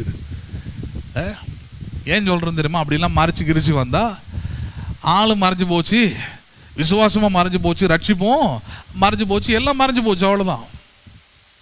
அதெல்லாம் கன்ஃபார்மாக நரகத்தில் தான் இருக்கும் போல இருக்குது. அதெல்லாம் ஏன் சபைக்கு வராமல் போனதில்லை, அதுக்கப்புறம் ஆண்டவரை மறுதளிச்சு பின்மாறி ஒவ்வொரு ஆராதனை முடிஞ்ச பிறகு பத்திரத்தை காட்டேன் என்கிட்ட, பாஸ்டர் இந்த பத்திரத்தை பாருங்க, இது என் அண்ணன்லாம் சேர்ந்து ஏமாத்திட்டானுங்க, இந்த சொத்து மட்டும் வந்துச்சுன்னா அப்போல்லாம் சபை கட்டாமல் இருக்குது. நம்மளை அப்படி தான் பிளாக்மெயில் பண்ணுவாங்க. அதுக்கு தான் கடன் வாங்கியாவது எல்லாத்தையும் வச்சிருது, இப்போ பேசி பார்ப்போம் அப்படின்ட்டு. நமக்கு எதுவும் இல்லாத போது பாருங்கள், பாஸ்டர் இது மட்டும் வந்துருச்சுன்னா பாஸ்டர் சபைக்குன்னு ஒரு பெரிய அமௌண்ட்டு கொடுத்துருவோம் பாஸ்டர். ஹலோ, சபைக்கு நான் என்ன பண்ணிவிடுவேன், பெரிய அமௌண்ட்டு கொடுத்துருவோம், அந்த அமௌண்ட்டை வச்சு நீங்கள் பெருசாக பண்ணிடலாம் பாஸ்டர். அதுக்கு காசுக்கு மயங்குறவங்களாக இருந்தால் ஆமாம் கரெக்டு அப்படின்னு போவான். நமக்கு தான் எப்படி வேணால் வருமாச்சே. ஹலோ, நம்ம ஏன் அதுக்கு பயப்படணும்? அழைத்தவர் அவர், உண்மையாக இருந்தால் போதும். அழைத்தவர் நிச்சயமாக என்ன பண்ணுவார், நம்மை கனப்படுத்துவார், அவ்வளோதான். அந்த அம்மா இப்படியே லிட்டரலாக சொல்லும் பாருங்க, பத்திரத்தை காமிச்சு சொன்னால் ஆண்டவர் செய்வார், ஆண்டவர் உங்களுக்கு இழந்தெல்லாம் தருவார், கவலைப்படாதீங்க அப்படின்னு சொல்லிக்கிட்டே இருந்தா வந்துச்சுன்னா ஆண்டவர் தந்துடும், வந்துச்சுன்னா ஆண்டவருக்கு வந்துச்சு பாருங்க. வந்த உடனே சபையில் ஆளை காணோம். ஒரு மாதம் கழித்து ஒரு நாள் இரவு நேரத்தில் வண்டி எடுத்துகிட்டு இப்படி போகிறேன், போகும்போது பார்த்தா அதே நடை, அதே இப்படி ஒரு தஞ்சாவூர் பொம்மை நடை, அப்படி நடந்து போகுது அந்த அம்மா. நான் நினச்சேன் இந்த அம்மாவும் இருக்காது, ஏன்னா அந்த அம்மா ஒரு பழைய கசங்கி போன ஒரு புடவை அப்படி தானே இருந்தது. ஆனால் இப்போ போகிற ஆளை பார்த்தா பயங்கர பணக்கார மாதிரி தெரியுது, காதில் தொங்குது, கழுத்தில் தொங்குது, பட்டு புடவை மாதிரி நல்லா சுற்றிக்கிட்டு நடக்குது. வாய்ப்பே இல்லையே இந்த அம்மாவாக இருக்குன்னு. இருந்தாலும் ஒரு சந்தேகம், செய்யக்கூடாத வேலையை நின்று திரும்பி பார்த்தேன் பாருங்க, நின்று ஆமாம் போகிற வேலையை நிறுத்திட்டு இது தானான்னு கன்ஃபார்ம் பண்ணிப்போம். ஏன்னா ஒரு மாதமாக சபையிலே ஆளை காணோம், ஃபோன் நம்பரும் கிடையாது, வீடும் தெரியாது, இதுதானா அப்படி நின்று பார்த்தா அதுவும் அந்த அம்மாவுடைய பொண்ணும் இருக்குது. ரெண்டு பேருமே பார்த்தீங்கன்னா நல்ல ஒரு பட்டு போடவே, நல்ல கழுத்து நிறைய நகை, நல்ல ஒரு நகையை போட்டு ஏதோ ஒரு கல்யாணத்துக்கு எங்கேயும் நடந்து போகிறாங்க. அப்போ தான் உத்து பார்த்தேன் நான், சபைக்கு வரும்போது கிழிஞ்சு போன படவையில் நம்மக்கிட்ட ஒரு நடிப்பு நடிக்கிறது. ஆண்டவருக்கு செய்கிறன்னு வேறு பேர், வந்துருச்சுன்னு அர்த்தம், வேறு ஒன்றும் கிடையாது. என்ன ஆயிடுச்சு, சபைக்கு வரலனாலே வந்துருச்சுன்னு அர்த்தம், அவ்வளோதான். சரி, வந்துட்டு நகை வாங்கினேன், புடவை வாங்கினேன், வீடு கூட வாங்கியிருப்பேன்னு வச்சுப்போமே, எல்லாத்தையும் வாங்கினேன், எல்லாத்தையும் வாங்கிட்டேன். அதுக்கப்புறம் கொஞ்ச நாள் கழிச்சு, ஒரு 6-7 மாதம் கழிச்சு ஒரு நாள் காலையில் அவங்க பேரனை கூட்டிகிட்டு ஓடி வந்தது. சபைக்கெல்லாம் வராது, தப்பு தான் பாஸ்டர், என் பேரனுக்கு ஒரு இடத்துல சொல்லக்கூடாத ஒரு இடத்துல பயங்கரமான பிரச்சனை வந்துடுச்சு, நீங்கள் தான் இதாக பண்ணோம். காலையில் ஒய்ஃபை டியூட்டி கிளம்புற டென்ஷன், அப்போ ஒரு இடத்துல வேலை செய்யணும் சொன்னோம், போயிடு, டைம் ஆகுது எனக்கு. புரியுதா இல்லையா? நீ குஷ்ட ரோகியாக இருக்கும் போது உனக்கு என்ன பண்ணுறேன், ஆமாம் சுகமாக்குறேன், சுகமாக்கிட்ட பிறகு நீ என்ன பண்ணுவோம், நாங்கள் உண்மையாக இருக்கணும். நீ உண்மை இல்லாமல் ஓடி போயிட்டு மறுபடியும் வருவேன், உனக்கு நான் டைம் ஸ்பெண்ட் பண்ணி எல்லாத்தையும் செய்வேன், மறுபடியும் என்ன பண்ணுவேன், நீ ஓடுவேன். பொது சேவை செய்கிற இடம் கிடையாது. ஹலோ, சபையோ சர்ச்சோ என்ன சேவை செய்கிற இடம் கிடையாது. அது it is not the social service place, it is a spiritual service. என்ன சர்வீஸ் இது? ஆமாம், ஆவிக்குரிய ஊழியம், ஆவிக்குரிய சேவை செய்கிற இடம் அது. அப்படி செஞ்சீங்கன்னா தரமான மக்களை நீங்கள் பார்ப்பீங்க. பரலோகம் அப்படிப்பட்ட ஒரு இடங்க. எல்லாரையும் பரலோகம் ஏற்றுக்கொள்வதில்லை, எல்லாருக்குமானது பரலோகம், ஆனால் எல்லாரையும் பரலோகம் ஏற்றுக்கொள்வதில்லை. பிதாவின் சித்தத்தின்படி செய்கிறவனே பரலோக ராஜ்யத்தில் பிரவேசிப்பானே அன்றி என்னை நோக்கி கர்த்தாவை கர்த்தாவை என்று கூப்பிடுகிறவன் பிரவேசிப்பது இல்லை. என்ன பண்ணுவதில்லை? உண்மையா இல்லை பாருங்க. உண்மை இல்லைன்னா அங்கே ஊழியக்காரனுக்கும் வேலை இல்லை, சபைக்கும் வேலை இல்லை. பேசுறது புரியுதுங்களா உங்களுக்கு? அப்போ அதனால் மறைச்சி ஒழிச்சு ஆண்டவருக்கு தெரியாம நான் தெரியாமல் இருக்கிறேன், அதனால ஒரு பைசா பிரயோஜனம் கிடையாது. இன்னொரு அம்மா இப்போ ரீசெண்டாக கொஞ்சம் நாளைக்கு முன்னாடி இன்னொரு அம்மா வந்துச்சு, புருஷனுக்கு தெரியாமல் வரேன் பாஸ்டர் நான். எவ்வளோ நாளைக்கு? இந்த அம்மா சம்பாரிச்சு தான் அவர் உட்காந்து சாப்பிட்டுக்கிட்டு இருக்கிறார். இந்த நிலைமையிலே புருஷனுக்கு தெரியாமல் வரேன். எத்தனை நாளைக்கு அது மாதிரி வருவீங்க? சொல்லிட்டே வாங்க, சர்ச்சுக்கு போகிறேன், நீங்களும் வாங்கன்னு சொல்லி கூட்டிகிட்டு வாங்க அப்படின்னு. நான் இல்லை பாஸ்டர், அவர் கொஞ்சம் அப்படி முரட்டாட்டமான ஆள், நான் கொஞ்ச நாள் அப்படியே வந்துட்டு போகிறேன், அதுக்கப்புறம் சரியாயிடுச்சு. நான் சொன்ன இதெல்லாம் சரிப்பட்டு வராது, ஏதோ 1 வாரம் 2 வாரம், அதுக்கப்புறம் தைரியம் வரணும். சர்ச்சுக்கு தான் போகிறேன், குடும்ப நிலைமை சரியில்லை, பொருளாதார நிலைமை சரியில்லை, பிள்ளைகளுடைய வாழ்க்கை சரியில்லை, கஷ்டமான நிலைமையில போது சபைக்கு போகிறேன்னு சொல்கிறதுக்கு எங்கே தைரியம்? ஏன் தெரியுமா? அப்படி தைரியமான ஆட்களுடைய வாழ்க்கை தான் ஆண்டவர் கிரியை செய்வார். அப்படி தைரியம் இல்லாமல் மழங்கி மட்டு ஆகி இப்படி இருந்தால் ஒரு காலத்தை பிசாசு உங்களை தட்டி தடுமாற வச்சு ஓட வச்சுருவான். கடைசி அந்த அம்மா நிலைமை அப்படி தான் ஆச்சு. ரொம்ப நாள் ஆளுக்கான ஒரு கிறிஸ்மஸுக்கு பார்த்தேன், வந்துச்சு அந்த அம்மா. சொன்னிச்சு, பாஸ்டர் புருஷனை விட்டு தனியாக வந்துட்டேன் அப்படின்னு. புருஷனை விட்டு அவ்வளோதான். இதான் நிலைமை. ஏன் தெரியுமா? அந்நிய தேசத்தில் அடிமைகளாக இருக்கும் போதே தைரியமாக சொல்கிறான், ராஜாவே நான் யாரை ஆராதிக்கணும் யாரை ஆராதிக்க கூடாதுன்றதுக்கான பதிலை உமக்கு உத்தரவு சொல்ல எனக்கு என்ன கிடையாது, அவசியம் இல்லை. என்ன கிடையாது எனக்கு?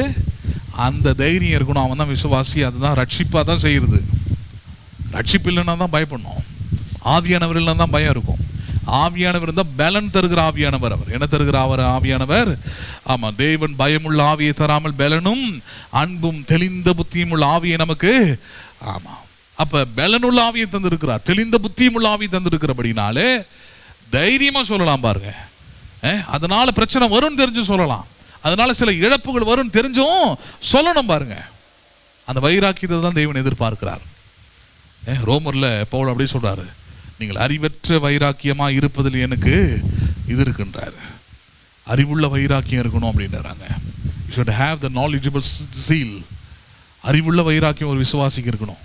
தேவையில்லாதெல்லாம் அறிவற்ற வைராக்கியம் வேணாம், அது தேவையற்றது. அது ஆனால் அறிவுள்ள வைராக்கியம் தேவை. எதுல? தேவனை நான் உறுதியாக பற்றி கொண்டிருக்கிறதுல. மற்ற காரியத்தை விட்டுருங்க. நீங்க கிறிஸ்தவர்களுக்குள்ள இருக்கிற வைராக்கியமே தேவையற்ற வைராக்கியங்கள் நிறைய இருக்குது. ஹலோ, என்ன வைராக்கியங்கள் நிறைய இருக்குது? தேவையற்ற வைராக்கியங்கள். கிறிஸ்மஸை கொண்டாட மாட்டேன், கிறிஸ்மஸ் கொண்டாடுற ஆளுங்களோட சேர மாட்டேன். என்னடா வைராக்கியம் இதெல்லாம்? இல்லை, அப்படி இல்லை. தேவனை உறுதியாக பற்றி கொண்டிருக்கிற மனதை உடைய வைராக்கியம் நமக்கு தேவை பாருங்க. அதை தான் இங்க சாத்ராக், மேஷாக், ஆபேத்நேகோ என்கிற வாலிபர்கள் காட்டுறாங்க. எங்க பின்னாடி அம்மா அப்பா இல்லாம இருக்கலாம், எங்களுக்கு ஆதரவு இல்லாம இருக்கலாம், எங்களுக்கு உதவி செய்யறவங்க யாரும் இருக்கலாம், எங்களுக்கு புது ஊரா இருக்கலாம், நாங்க அடிமைகளா இருக்கலாம், எங்களுக்கு அதிகாரி ராஜாவா கூட இருக்கலாம். ஆனால் அவருக்கும் மேலானவராய் ஒருவரை பார்க்கிறோம். அவர் எங்களுக்கு சகாயர். மனுஷன் எனக்கு என்ன செய்வான்? ஹலோ, அந்த வைராக்கியம் தான் பேச வைக்குது. நாங்கள் உத்தரவு சொல்ல எங்களுக்கு என்ன கிடையாது, அவசியம் இல்லை. சரி, அடுத்தது என்ன நடந்தது? 17. நாங்கள் ஆராதிக்கிற எங்கள் தேவன். ஹலோ, என்ன தேவன்? நாங்கள் ஆராதிக்கிற எங்கள் தேவன் எங்களை தப்புவிக்க எப்படிப்பட்டவராக இருக்கிறார்? நல்லா சொல்லுங்களேன். மனசுக்குள்ளே ஜோம் பண்ணிக்கிட்டு இருந்த பிரதர், ராஜாவுக்கு முன்னாடின்னு இல்லை, வாயை திறந்து பேசுறாங்க ராஜா கிட்ட. நாங்கள் ஆராதிக்கிற எங்கள் தேவன் எங்களை தப்புவிக்க வல்லவராய் இருக்கிறார். என்னமா இருக்கிறார் அவர்? ஹலோ, உங்களை நசிக்கிறவன், அழிச்சிருவன், ஒழிச்சிருவன் சொல்ற ஆட்களுக்கு பதில் அதான். நாங்கள் ஆராதிக்கிற தேவன் எங்களை தப்புவிக்க, எங்களை காப்பாற்ற, எங்களை உயிரோடு வைக்க, காரியங்களை செயல்படுத்த வல்லவராய் இருக்கிறார். எப்படிப்பட்டவராய் இருக்கிறார் அவர்? முடிச்சிருவேன் சொல்ற ஆட்கள் கிட்ட தான் வாயை திறந்து பேசணும். கர்த்தர் எனக்கு சகாயர். யார் எனக்கு சகாயர்? நல்லது சொல்லுங்களேன். கர்த்தர் எனக்கு சகாயர் அப்படின்னு அர்த்தம். நாங்கள் ஆராதிக்கிற எங்கள் தேவன் எங்களை காப்பாற்ற, எங்களை தப்புவிக்க எப்படிப்பட்டவராய் இருக்கிறார்? அவர் வல்லவராய் இருக்கிறார். நம்புறீங்களா நீங்க? அதை விசுவாசிக்கிறீங்களா நீங்க? அதை அப்ப வாயை திறந்து சொல்லணும் பாருங்க. உனக்கு இனிமேல் எதுவும் செய்ய மாட்டேன் நான், அவ்வளவுதான். நான் சொல்ற மாதிரி நீ கேட்க மாட்டேன்ற. நான் ஆராதிக்கிற தேவன் என்னை தப்புவிக்க வல்லவராய் இருக்கிறார். என்ன பண்ணுகிறவராய் இருக்கிறார்? அவர் வல்லவராய் இருக்கிறார். நம்புறீங்களா நீங்க அதை? அப்ப அந்த பதில் தான் ராஜாவுக்கு வந்தது. நாங்கள் ஆராதிக்கிற எங்கள் தேவன் எங்களை தப்புவிக்க வல்லவராய் இருக்கிறார். அவர் எரிகிற அக்கினி சூளைக்கும் ராஜாவாகி உம்முடைய கைக்கும் நீங்களாக்கி விடுவிப்பார். ஃபர்ஸ்ட் ஸ்டேட்மெண்டே அதான். நாங்கள் ஆராதிக்கிற தேவன் எங்களை தப்புவிக்க வல்லவர். எரிகிற அக்கினி சூளைக்கும் சரி, உம்முடைய கோபம் நிறைந்த ராஜாவுக்கும் சரி, எங்களை தப்புவிக்க அவர் வல்லவர். என்ன மாதிரியான வார்த்தை பாருங்க. ஒரு விசுவாசியின் வார்த்தை, ஒரு ரட்சிக்கப்பட்டவனுடைய வார்த்தை, ஒரு அபிஷேகம் பண்ணப்பட்ட இளைஞனுடைய வார்த்தை. எரிகிற அக்கினி சூளைக்கும் ராஜாவாகி கோபத்துக்கும் நேபுகாத்நேச்சருக்கும் எங்களை தப்புவிக்க அவர் வல்லவராய் இருக்கிறார். அப்படின்னு அர்த்தம். உன் கோபமும் ஒன்றும் செய்யாது, உன் ராஜா பதவி என்ன ஒன்றும் செய்ய முடியாது, உன்னுடைய எரிகிற அக்கினி சூளையும் என்ன ஒன்றும் செய்ய முடியாது. காரணம், இவைகள் எல்லாவற்றிலும் இருந்தும் எங்களை காப்பாற்ற, எங்களுக்கு உதவி செய்ய சகாயர் ஒருவர் இருக்கிறார். ஹலோ, யார் இருக்கிறார்? நம்புறீங்களா நீங்க? அதை நீங்களாக்கி விடுவிப்பார்ன்றாங்க. நீங்களாக்கி விடுவிப்பார். அடுத்தது 18 பாருங்க. ரெண்டாவது, இது ரொம்ப எப்படி வைராக்கியமான ஸ்டேட்மெண்ட், ஜீல் ஸ்டேட்மெண்ட்ன்றோம். அதுதான் விடுவிப்பார்ன்றத விசுவாசமா சொல்லிட்டாங்க. அடுத்த கட்டம் சொல்றாங்க பாருங்க. இது எதை காண்பிக்கிறது? உம்மையும் நீர் செய்து வைத்த அந்த விக்கிரகத்தின் முழுமையா நிராகரிக்கிறோன்றதுக்கு அடுத்த ஸ்டேட்மெண்ட் இது. இது வந்து அவிசுவாச ஸ்டேட்மெண்ட் கிடையாது. என்ன அவிசுவாச ஸ்டேட்மெண்ட் கிடையாது? 18ஆம் வசனம், விடுவிக்காமற் போனாலும்ன்றாங்க. என்ன போனாலும்? நம்ம சிலர் சொல்லுவோம் செத்தாலும் செய்ய மாட்டோம்னு இல்லையா, அந்த ஸ்டேட்மெண்ட் தான் அது. அப்படின்னு அர்த்தம் சாவ போறோம்னு அர்த்தமா? கிடையாது.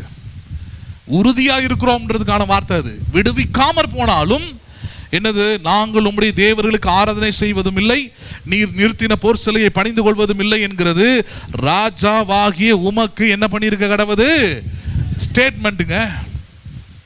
வாயை திறந்து பேசின விசுவாச வார்த்தைங்க. ராஜாவாகிய உமக்கு ஒன்று தெரிந்திருக்க கடவுது. என்னது?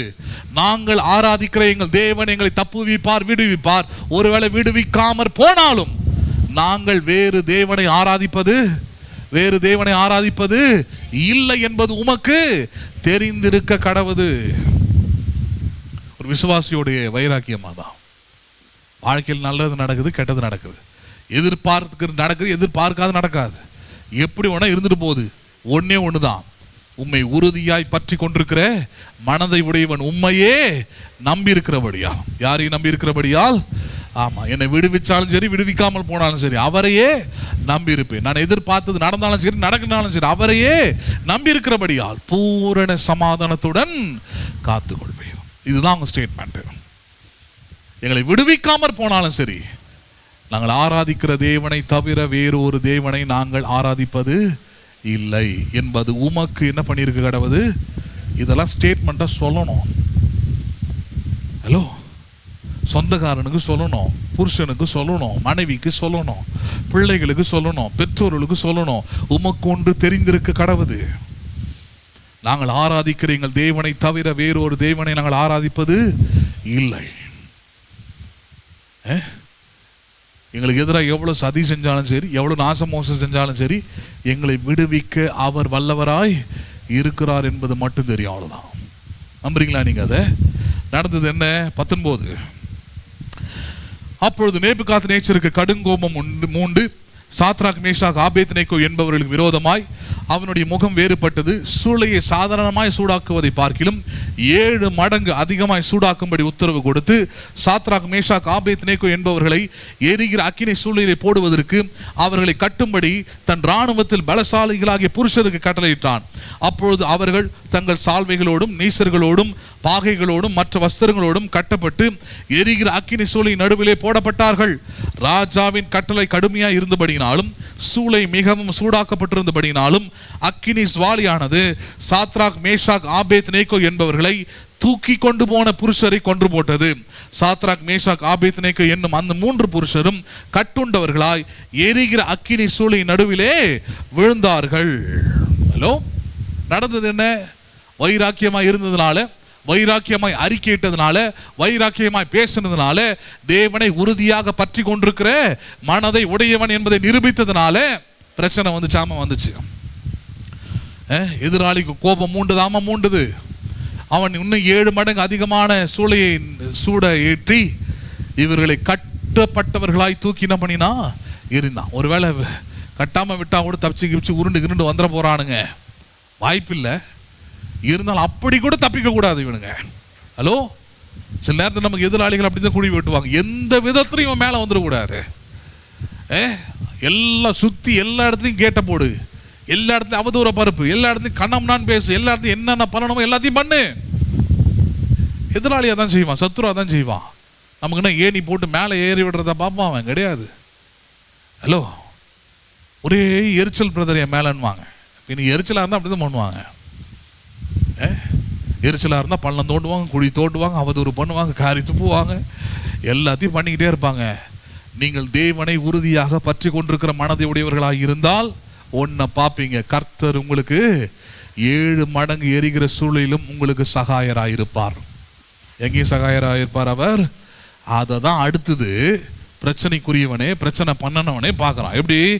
24. அப்பொழுது ராஜாவாகிய நேபுகாத்நேச்சார் பிரமித்து தீவிரமாய் எழுந்திருந்து தன் மந்திரிமார்களை நோக்கி, 3 புருஷரை அல்லவா கட்டுண்டவர்களாக அக்கினியிலே போட்டு வித்தோம் என்றான். அவர்கள் ராஜாவுக்கு பிரதியுத்தரமாக, ஆம் ராஜாவே என்றார்கள். அதற்கு அவன், இதோ 4 பேர் விடுதலையாய் அக்கினி நடுவிலே என்ன பண்ணுகிறார்கள், உலாவுகிறதை காண்கிறேன். எத்தனை பேரு? நாங்க வீட்டில் வெறும் 3 பேர் தான் பிரதர். எப்பவுமே இது ஒரு பெரிய பிரச்சனை கிறிஸ்தவர்களுக்கு. அதுக்கு ஏற்ற மாதிரி 4 பாட்டு வேறு இருக்குது. தனியா வந்தேன், தனியா இருக்கிறேன், என் கண்ணீரை துடைப்பார் யாரும் இல்லை, தேற்றுவார் யாரும், இப்படிலாம் பாட்டு வச்சுக்கிட்டு இதே போட்டு இதுக்கு பேசாம இளையராஜா பாட்டெலாம் கேட்டு போயிடலாம்.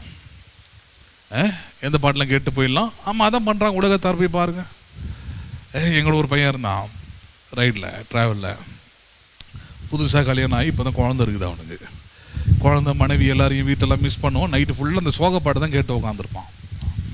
அந்த சொன்ன மரியாதை ஹெட்ஃபோனை போட்டு கேளு, உன் சோகத்தை எடுங்கன்னா பண்ணாத. ஆமாம், உனக்கு ஒரு பொறுப்பும் இல்லை, ஒரு வேலையும் இல்லை. பிளான்லேருந்து ஐட்னரியிலேருந்து எல்லாத்தையும் நான் ரெடி பண்ணணும். நாளைக்கு எந்த ஊருக்கு போனோம், எந்த வழியாக போனோம், எல்லாத்தையும் நான் பண்ணோம். உனக்கு கொழுப்பு எடுத்து போய் பக்கத்தில் படுத்துக்கிட்டு அந்த ஆள் எதுக்கோ பணத்துக்கு மியூசிக் போட்டான்ட்டு அந்த பாட்டை கேட்டுக்கிட்டு சோகமாக உட்காந்துருக்குற. ஒரு நாள் நைட்டு நெட்வொர்க்கும் கிடையாது, ஒரு இடமும் கிடையாது, ரொம்ப ரொம்ப ஒதுக்கப்பட்ட ஒரு இடம். அது இராணுவத்தோட கண்ட்ரோல் இருக்குது. அவங்ககிட்ட சொல்கிறேன், இங்கே ஒன்றுமே கிடையாது, நெட்வொர்க் கிடையாது, எதுவும் கிடையாது. இல்லை பேசி ஆகணுன்றான். பேசி ஆகணுன்னா எப்படி பேச முடியும்? வாய்ப்பே இல்லைடா இங்கே அப்படின்னோடனே அங்கே ஒரு ஆர்மி செக் போஸ்ட் இருக்குது. அங்கே போயிட்டு அவர்கிட்ட கேட்டேன், சார் ஃபோன் எங்கேயாவது நெட்வொர்க் கிடைக்குமா அப்படின்னா, இங்கேருந்து 8 கிலோமீட்டர் போனால் அப்போ இருட்டாக இருக்குது, ரோட்லலாம் நைட்டில் ஓட்ட முடியாதுக்கு தான் செக் போஸ்ட் போட்டு மூடி வச்சுருக்குறோம், 6 மணிக்குள்ளே வரைக்கும் தான் போக முடியும்னாரு. இவன் 8 மணிக்கு கேட்குறான், விட்டு அழுதுருவான் போல இருக்குது. எப்படியாவது என் மனைவி கிட்ட பேசி ஆகணும், குழந்தைகிட்ட பேசி ஆகணும். அப்புறம் அவர்கிட்ட பர்மிஷன் கேட்டு, சார் நான் ஏற்கனவே இந்த டெரெயின் எனக்கு நல்ல பழக்கமானது, என்கிட்ட போஸ்ட்பெய்டு மட்டும்தான் ஒர்க் ஆகும், என்கிட்ட இருக்குது, எனக்கு கொஞ்சம் பர்மிஷன் கொடுங்க, நாங்கள் பத்திரமா நான் தான் ஓட்டிகிட்டு போகிறேன், நான் கூட்டிகிட்டு போயிட்டு கூப்பிட்டு வந்துடுறேன் சார். விட்டு அழுதுருவான் போல். அப்படி கேரளாவில் அவர் மிலிட்ரி. சரி போயிட்டு பத்திரமா வந்துருங்க அப்படின்னு ஒரு என்ட்ரி போட்டு அமிச்சார்.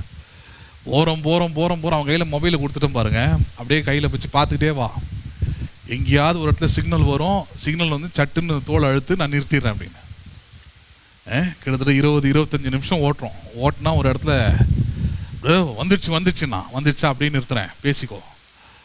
அங்கெல்லாம் இன்னும் 2G தான். 2G தான் நிறைய பேருக்கு தெரியாது. சத்தமாக பேசணும், விட்டு தான் கேட்கும், ஒன்றும் பண்ண முடியாது. 2G தான் அங்கே. ஏன்னா மிலிட்ரி கண்ட்ரோல்ன்றதுனால எதிராளிகள் அவங்களாம் யாரும் பேசிடக்கூடாது, கம்யூனிகேஷன் இருக்கக்கூடாதுன்றது ரொம்ப கவனமாக இருப்பாங்க. நைட் 7 மணிக்கு மேலே கரண்ட்டு கட் பண்ணிருவாங்க, பவர் இருக்கக்கூடாது, இதெல்லாம் நிறைய அங்கே ரூல்ஸ் இருக்குது. அது சொன்னேன், உன்னை இவ்வளோ தூரம் கூப்பிட்டு வந்திருக்கிறேன், ஒழுங்கு மரியாதையே பேசி எக்ஸ்பிளைன் பண்ணிவிடு, உன் கஷ்டத்தெல்லாம் சொல்லாத. ஒரு இடத்துக்கு வந்திருக்கிறோம், தங்கியிருக்கிறோம், நாளைக்கு காலையில் ஒரு 8-9 மணிக்கு மேலே வெளியே வரும்போது நல்ல நெட்வொர்க் கிடைக்கும், அப்போ பேசுகிறோன்னு மனைவிகிட்ட சொல்லிடான்னா, குழந்தைங்களாம் அழுது எல்லாத்தையும் சொல்லி ஒப்பிச்சிடும் இல்லையா. தனியாக மாட்டிக்கிட்டேன், சோறு இல்லை, கரண்ட் இல்லை, ஒரு டென்ட்டில் கொண்டாந்து உட்கார வச்சுட்டான், என்ன நகரம் இல்லை, இப்படி ஒரு ஒப்பாரி வைக்கிறான். சொன்னேன், இதெல்லாம் சொன்னீங்கன்னா அங்கே இருக்கிறவங்க பயப்படுவாங்கடா, அதெல்லாம் சொல்லக்கூடாது. நல்லா தான் இருக்கிறேன், நல்லா தான் சாப்பிட்றேன். இவன் பண்ண அக்கப்போருக்கு பார்த்தீங்கன்னா அன்றைக்கி நைட்டு நானும் சாப்பிடல, இவன் கூட சேர்ந்துக்கிட்டு பெரிய நல்ல இவ்வளோ திக்கு பிஷெட் இழுத்து போட்டுன்னு படுத்துக்கினான். அதான் கேட்டேன், இப்போ என்ன கப்பல் கவர்ந்த மாதிரி இன்னும் நெட்வொர்க் இல்லை அவ்வளோதானே. இந்த 2K பசங்களெல்லாம் கூட சேர்ந்து சுற்றுறதுன்றது பெரிய கஷ்டமான வேலையாக இருக்குது உண்மையாகவே. ரொம்ப அப்படியே நெட்வொர்க்கோடு மொபைலோடு அப்படியே ஃபுல்லாக இணைஞ்சிருக்கிறானுங்க பாரு. இப்படிலாம் ஒரு ஊர் இருக்குது, இப்படிங்கெல்லாம் ஜனங்க. அவனே கேட்குறான், என்ன ப்ரோ இங்கெல்லாம் இந்த மாதிரி ஜனங்க வாழறாங்க, இந்த மாதிரி கிராமங்கள் இருக்குது, எப்படி இவங்களாம் இருக்கிறாங்கன்னு கேட்குறான். எப்படி இவங்களாம் இருக்கிறாங்க? அதான் உன்னால் ஒரு நாள் ஒரு நைட் இருக்க முடியல உன்னால். கண்டிப்பாக பேசி ஆகணுமா, பேசி ஆகணும், சொல்லி ஆகணும். இன்றைக்கும் பாருங்கள், நிறைய நேரத்தில் சூழ்நிலைகள் அப்படி தான் இருக்குது. நம்ம யோசிக்கிற சில காரியங்களை அப்படி தான் யோசிக்கிறோம்.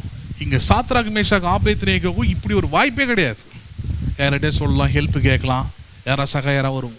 ராஜா இவ்வளோ பெரிய கொடுமையை செய்கிறாரு, எல்லா மக்களும் அமைதியாக என்ன பண்ணிக்கிட்டு இருக்கிறான், வேடிக்கை பார்த்துக்கிட்டு தான் இருக்கிறான். இதில் முக்கியமான பாயிண்ட் என்ன தெரியுமா? ஒன்று தான். என்னது?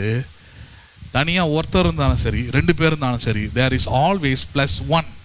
எப்பவுமே உங்க கூட எக்ஸ்ட்ரா ஒருத்தர் இருக்கிறார் என்பதை மறந்து போயிடாதீங்க. ஹலோ, புரியுதா இல்லையா உங்களுக்கு? எந்த சூழ்நிலையிலும் நீங்கள் தனிமையானவர்கள் அல்ல. ஒரு கட்டத்தில் பாருங்க, அவன் 3ஆவது நாளே சொல்லிட்டான், நான் கிளம்புறேன் ப்ரோ, இதுக்கப்புறம் இதெல்லாம் சரிப்பட்டு வராது, என்னால் தாங்க முடியல, இன்னும் 20 நாள்லாம் செத்து போயிடுவேன் அப்படின்ட்டான். அவன் நினச்சிக்கிட்டா போறேன்னா நான் பயந்துருவேன். நான் சொன்னேன், நீ கிளம்பு, நான் இதை விட மோசமான டெரெயினெல்லாம் தனியாக பார்த்தவன் நான், நீ என்ன பண்ணு கிளம்பு அப்படின்ட்டேன். ஐயோ, அதுக்கு நான் உங்கள் கூடவே இருந்துருவேனே அப்படின்ட்டான். உங்கள் கூடவே என்ன பண்ணுருவேனே, கடைசி நொடி வரைக்கும் கூட இருந்தான் பாருங்க. என்ன தைரியம்? எனக்கு மொழி தெரியாது, சாப்பாடு ஒத்து வராது, கிளைமேட்டு படு மோசமாக இருக்கும், எல்லாமே எதிரானதாக தான் இருக்கும். ஆனால் என்ன தைரியம்? ஒன்றே ஒன்று தான், எந்த சூழ்நிலையிலும் ஆண்டவர் என்னோடு கூட இருக்கிறார். யார் இருந்தாலும் சரி இல்லைனாலும் சரி, ஆல்வேஸ் +1 அங்கே, அவ்வளோதான். தாவீது தான் சொல்கிறான், கர்த்தரின் மெய்ப்பர்ன்றது வெறும் புல்லுள்ள இடங்களில் மட்டும் இல்லை. ஹலோ, மரண இருளின் பள்ளத்தாக்கிலும் அவர் என்னோடு கூட இருக்கிறீர் என்பதுதான் விசுவாசம்.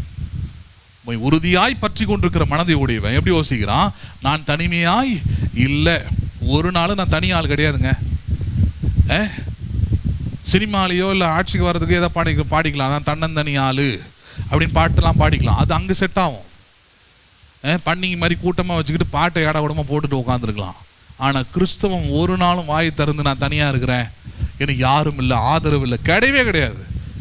எரிகிற அக்கினி சூளையிலும் ராஜாவுடைய கண்கள் பார்த்தது, தூக்கி போட்டது 3 பேர், கட்டுண்டவர்களாய் தூக்கி போட்டோம். ஆனால் 4 பேராய் விடுதலை என்ன பண்ணுகிறார்கள்? உலாவுகிறார்கள். என்ன பண்ணுகிறார்கள்? அங்கே நீங்க அப்படி விசுவாசித்தா தான் பாருங்க உங்க வாழ்க்கையில் அப்படி ஒரு காரியத்தை பார்க்க முடியும். ஹலோ, பேசுறது புரியுதுங்களா உங்களுக்கு? அப்படி விசுவாசிக்கலன்னா கடைசி வரைக்கும் நீங்க அந்த 3 பேர் தான் இருப்பாங்க, அதுக்குள்ள எரிஞ்சு கறிக்கட்டையாக தான் போனோம். எதை விசுவாசிக்கணும்? எனக்கு எதிராளி சதி எப்படி வேணா செய்யலாம், என்னை கொண்டு போய் எரிகிற சூளையில போடலாம், ஆனா தனியா போய் விழறதில்லை. கட்டுண்டவனா போய் விழலாம், ஆனா கட்டுண்டவனா இருப்பது இல்லை. விடுதலை ஆக்கப்பட்டவனாய் 4வது ஒரு நபர் என்னோடு கூட இருக்கிறார். அவர் யார் என்பது அவன் வாயாலே சொல்றான் பாருங்க. யார் அது? 4ஆம் ஆளின் சாயல் தேவபுத்திரனுக்கு ஒப்பாய் இருக்கிறது என்றான். யாருக்கு ஒப்பாய் இருக்கிறது? அது யாருக்கு ஒப்பாய் இருக்கிறது அப்படின்னா அர்த்தம், தேவபுத்திரன் யாரை குறிக்கிறது? அது இயேசுவை குறிக்கிறது. அப்ப இயேசு எப்பொழுதும் உங்களோடு கூட இருக்கிறார் என்பதான் உண்மை. Hello, Jesus is always with you. நீங்க அதை விசுவாசிக்கணுமா? உறுதியா நம்பணும். அதை இயேசு எப்பொழுதும் என்னோடு உண்டு, எப்படிப்பட்ட சூழ்நிலையிலும் அவர் என்னோடு கூட உண்டு. அந்த சாயல் தேவ புத்திரனுக்கு சமமாய் இருக்கிறது என்பதை எரியப்பட்ட அல்லது தூக்கி போட சொன்ன ராஜா பார்த்து சொன்னா, அந்த 4ஆம் ஆளின் சாயல் தேவ புத்திரனுக்கு ஒப்பாய் இருக்கிறது. 26 பாருங்க. அப்பொழுது நேபுகாத்நேச்சார் எரிகிற அக்கினி சூளையின் வாசல் அண்டைக்கு வந்து உன்னதமான தேவனுடைய தாசராகிய, இப்ப யாராயிட்டாங்க? இப்ப சொல்ற பேச்சு கேட்கறியா இல்லையா? அந்த லெவல்ல இருந்த ஆட்கள் இப்போது யார் என்று அழைக்கப்படுகிறார்கள்? உன்னதமான தேவனுடைய தாசர். எதனால? தேவனை உறுதியாக பற்றி கொள்ளுகிற மனம். எதனால இந்த மேன்மை? இப்ப குடும்பத்துல, வேலை செய்யற இடத்துல, எல்லா இடத்துலயும் உயர்வு மேன்மை எதனால வருகிறது? தேவனை உறுதியாக பற்றி கொள்ளுகிறதான். உன்னை தூக்கி அடிச்சிருவேன், உன்னை முடிச்சு கட்டிடுவேன், நீ அவ்வளவுதான் மிரட்டுற இடத்துல தான். தேவனை உறுதியாக பற்றி கொண்டிருக்கிற மனம் நமக்கு தேவை, பற்றி கொண்டிருக்கிற அறிக்கை நமக்கு தேவை. நீ தூக்கி இருந்தாலும் சரி, பக்கத்துல உட்கார வச்சாலும் சரி, உமக்கு ஒன்று தெரிந்திருக்க கடவுது, நாங்கள் ஆராதிக்கிற தேவன் எங்களை தப்புவிக்க வல்லவராய் இருக்கிறார் என்பது ராஜாவாகி உமக்கு தெரிந்திருக்க கடவுது. என்ன கடவுது? அது தெரிந்திருக்க கடவுது. ஹலோ, பேசுறது புரியுதா இல்லையா? காலேஜ் படிக்கும் போது அப்போதான் அந்த பிரசங்கங்கள்லாம் கேட்டு வளர்ச்சி அடைந்து அந்த இதுக்குள்ள இருக்கிற நேரம் பயங்கர ஃபயரா அதுக்குள்ள இருக்கிறேன். காலேஜுக்குள்ள இருக்கிற பசங்களுக்குலாம் இப்போ உங்களுக்கு பண்ணுற மாதிரி அவங்களுக்கு பார்க்கில், சென்ட்ரல் பார்க்னு ஒரு இடம் இருக்குது, அதில் பிரசங்கம்லாம் பண்ணுறேன். இது ஒரு கட்டத்தில் காலேஜோடைய ஹெச்ஓடியிலேருந்து எல்லாருக்கும் போயிடுச்சு. அதில் எங்களுடைய டிபார்ட்மெண்ட்டோட கோஆர்டினேட்டர் கௌதம்னு ஒருத்தர் இருந்தார், இப்போ இருக்கிறாருன்னு நினைக்கிறேன். அவர் நல்ல ஸ்மார்ட்டான பர்சன். அவர் தான் எல்லா முடிவும் எடுப்பார் டிபார்ட்மெண்ட்டில். அவருக்கு அதுக்கும் போகுது. ஒருத்தர் இந்த பெண்டிகாஸ்டல்லேருந்து ஒருத்தன் வந்து நம்மளது ஆர்சி டினாமினேஷனு இங்கே வந்து ஒருத்தன் வந்து அவனுடைய இதெல்லாம் பேசிக்கிட்டு இருக்கிறாங்க. அது கூட அங்கே பேச வேண்டியது என்னவாயிடுச்சுன்னா, அந்த டைமில் மதர் தெரேசான ஒரு அம்மா இறந்து போய் அந்த அம்மாவுக்கு ஒரு புனிதர் பட்டம் கொடுத்து, அது காலேஜுக்குள்ளவே ஒரு சர்ச் இருக்குது, அந்த சர்ச்சுக்குள்ளே எல்லாரையும் வர சொல்கிறாங்க. அந்த அம்மாவுக்கு புனிதர் பட்டம் கொடுத்துருக்குறோம். அந்த புனிதர் பட்டம் என்னன்னா, இனிமேல் நீங்கள் அவங்கள இடத்துல வேண்டிக் கொள்ளலாம் அப்படின்னும் போது, என் கூட கிளாஸ் ரெப்ரசன்டேட்டிவ் ஜான் பீட்டர்னு ஒருத்தர் இருக்கிறான். அவன் தான் கிளாஸ் ரெப்ரசன்டேட்டிவ். அவனை போக விடாமல் தடுத்து அவனை உட்கார வச்சுட்டேன். அவன் கூட இருந்த மற்ற நபர்களெல்லாம், ஸ்டூடெண்ட்ஸ்லாம் உட்கார வச்சுட்டு, ஏன் போகக்கூடாது, ஏன் அதை செய்யக்கூடாது, ஏன் அது தேவையற்றது, காலேஜ் நடக்கிற நேரத்தில் இதெல்லாம் செய்யக்கூடாது, அந்த அம்மா சேவைகளை மதிக்கலாம், ஆனால் அந்த அம்மா புனிதரும் கிடையாது, அந்த அம்மா கிட்ட வேண்டுதல் செய்ய வேண்டிய அவசியமும் கிடையாது. அந்த அம்மா புனிதர்னா எல்லாரும் தான் புனிதர், அப்படி எடுத்துகிட்டு வரணும். ஸ்பெஷலாக புனிதர்லாம் இங்கே யாரும் கிடையாது. இயேசுவின் ரத்தம் சகல பாவங்களையும், எல்லாருடைய பாவங்களையும் தான் கழுவி சுத்திகரித்திருக்கிறது. புரியுதுங்களா உங்களுக்கு? அந்த அம்மாவுடைய சேவைகளை மதிக்கலாம், அந்த அம்மாவுடைய சேவைகளை போற்றலாம், நல்லது. ஆனால் அதனால் அவர்கள் தெய்வமாக முடியாது. எந்த மனுஷனுடைய நீதியும் அழுக்கான கந்தையாக இருக்கிற தேவனுக்கு முன்னாடி அந்த நீதியெல்லாம் கொண்டாந்து வச்சுக்கிட்டு கடவுளாக்கிட முடியாது. அது உலகத்தில் செய்யலாம். இதெல்லாம் எடுத்து போதிக்கும் போது பெரிய பிரச்சனையாகுது. டிபார்ட்மெண்ட்டில் கூப்பிட்டு என்ன கேட்குறாங்க, என்ன பிரச்சனை பண்ணிக்கிட்டு இருக்கிறீங்க? ரொம்ப டீசெண்டாக தான் பேசுவாங்க அவங்களாம். இதெல்லாம் பேசிக்கிட்டு இருக்கிறீங்களாமே, என்ன கதை? இப்படிலாம் காலேஜ் கேம்பஸில் பேசக்கூடாது. எனக்கு என்னென்னா, நீ என் காலேஜ் கேம்பஸில் அதை பண்ணுவேன், அதை எதிர்த்து என் கருத்தை நான் தனியாக பேசக்கூடாதா? எனக்கு அந்த உரிமை கிடையாது. எனக்கு இருக்குது. நீ பசங்களை தவறாக வழி நடத்துகிற. நீ நாளைக்கு அந்த அம்மாவுக்கு ஒரு கும்பிடு போடுவான். ஏற்கனவே கும்பிடு போடுறதுக்கு 1000 பேர் இருக்கிறாங்க, 10வது இது வேறு, இதுக்காக வந்திருக்கிறான் அவன். அப்போ என் கோஆர்டினேட்டர்கிட்டே சொன்ன பாருங்க, நீங்கள் இப்படியெல்லாம் சட்டத்திட்டங்கள்லாம் போட்டு உட்காந்துருக்கீங்கன்னா, லெட்டர் எழுதி கொடுக்குறேன், ஒழுங்கு என் சர்டிஃபிகேட்ஸ்லாம் திருப்பி கொடுங்க, I am just going out அப்படின்னு. அப்படியே தான் சொன்னேன். இன்றைக்கி இருக்கிறார் அவர் அங்கே. அவர் அப்படியே அலண்டு போயிட்டார். அலண்டு போயிட்டு எழுந்து நின்று, கிளாஸ் ரெப்ரசன்டேட்டிவ் வர சொல்லுவாங்க அப்படின்னாரு. நீங்களே கூப்பிடுங்க அப்படின்னு போயிட்டேன் நான். அவரே பின்னாடி நடந்து வந்து அவனை கூப்பிட்டு, ஏன் அவ்வளோ கோவப்படுறான்? நான் சாதாரணமாக தானே கேட்டேன் நான். அதுக்காக படிப்பையே தூக்கி போட்டு போகிறான்றானே அவன். லெட்டர் எழுதி கொடுக்குறேன், என்னோடய சர்டிஃபிகேட்லாம் திரும்பி கொடுன்னு சொல்கிறானே. மெட்ராஸ் யூனிவர்சிட்டி அஃபிலியேட்டட் ஆச்சு, அங்கே நான் என்ன பதில் சொல்லுவேன் நான் இதுக்கு? நான் சொன்ன, திருப்பி கொடுக்குறாரா இல்லையான்னு மட்டும் கேளு அப்படின்னேன். எப்பவுமே 4 மணிக்கெலாம் ஓடிடுற ஒரு பாவம். அன்றைக்கி அவரை 7 மணிக்கு எனக்கு ட்ரெயின் இருக்குது, போவே இல்லையே. 7 மணி வரைக்கும் அங்கே நின்று நான் ட்ரெயின் போட்டோம். ஆனால் இன்றைக்கி இவனுங்களை விடக்கூடாது. இன்றைக்கி கொடுக்குறியா இல்லையா? அவர் கடைசியை மன்னிப்பு கேட்காத குறைக்கு வந்துட்டார், இறங்கிட்டார். நான் மன்னிப்புலாம் கேட்க முடியாது, ஐ கேனாட் அப்பாலஜி. மன்னிப்புலாம் கேட்க முடியாதா, என் நிலைமை அப்படி. நான் ஒரு ப்ரொஃபஸர், நான் கோஆர்டினேட்டர், நான் என்ன பண்ண சொல்கிறாரு? என்னன்னா, இன்றைக்கி ஒரு பாஸ்டருடைய பையனை அங்கே சேர்த்துருக்கிறார். அவர் நான் அங்கே சேர்க்கும் போதே சொன்னார், நீ மட்டும்தான் அங்கே படிப்பியா? நீ என் கீழே விசுவாசியாக இருந்த, உன்னையே உங்கள் அப்பா அங்கே கொண்டு போய் சேர்த்தா நான் சேர்க்க மாட்டேனா அப்படின்னு கொண்டு போயிட்டு அந்த பையனை 3 வருஷம் அங்கே படிக்க வச்சு அவனை நேற்று பார்க்க ஒரு ஸ்டேட்டஸ் ஒன்று போட்டிருக்கிறாரு. என் பையன் வந்து அந்த காலேஜில் மியூசிக் கோஆர்டினேட்டராக ஆயிட்டான்ட்டு.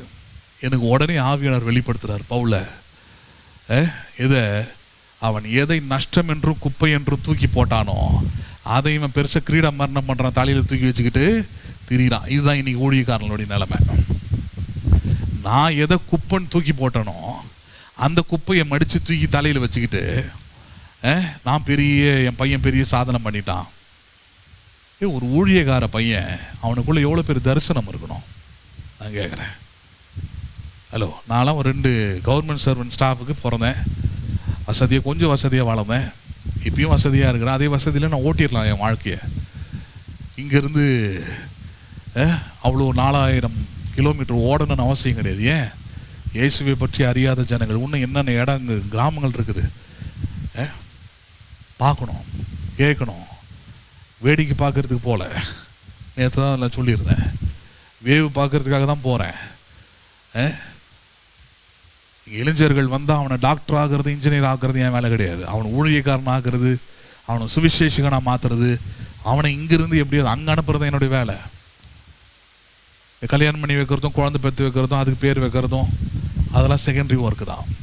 ஃபஸ்ட்டு ஒர்க் என்ன? இயேசுவோடு கூட இருந்த 12 சீஷர்களை எதுக்கு வச்சிருந்தாரு?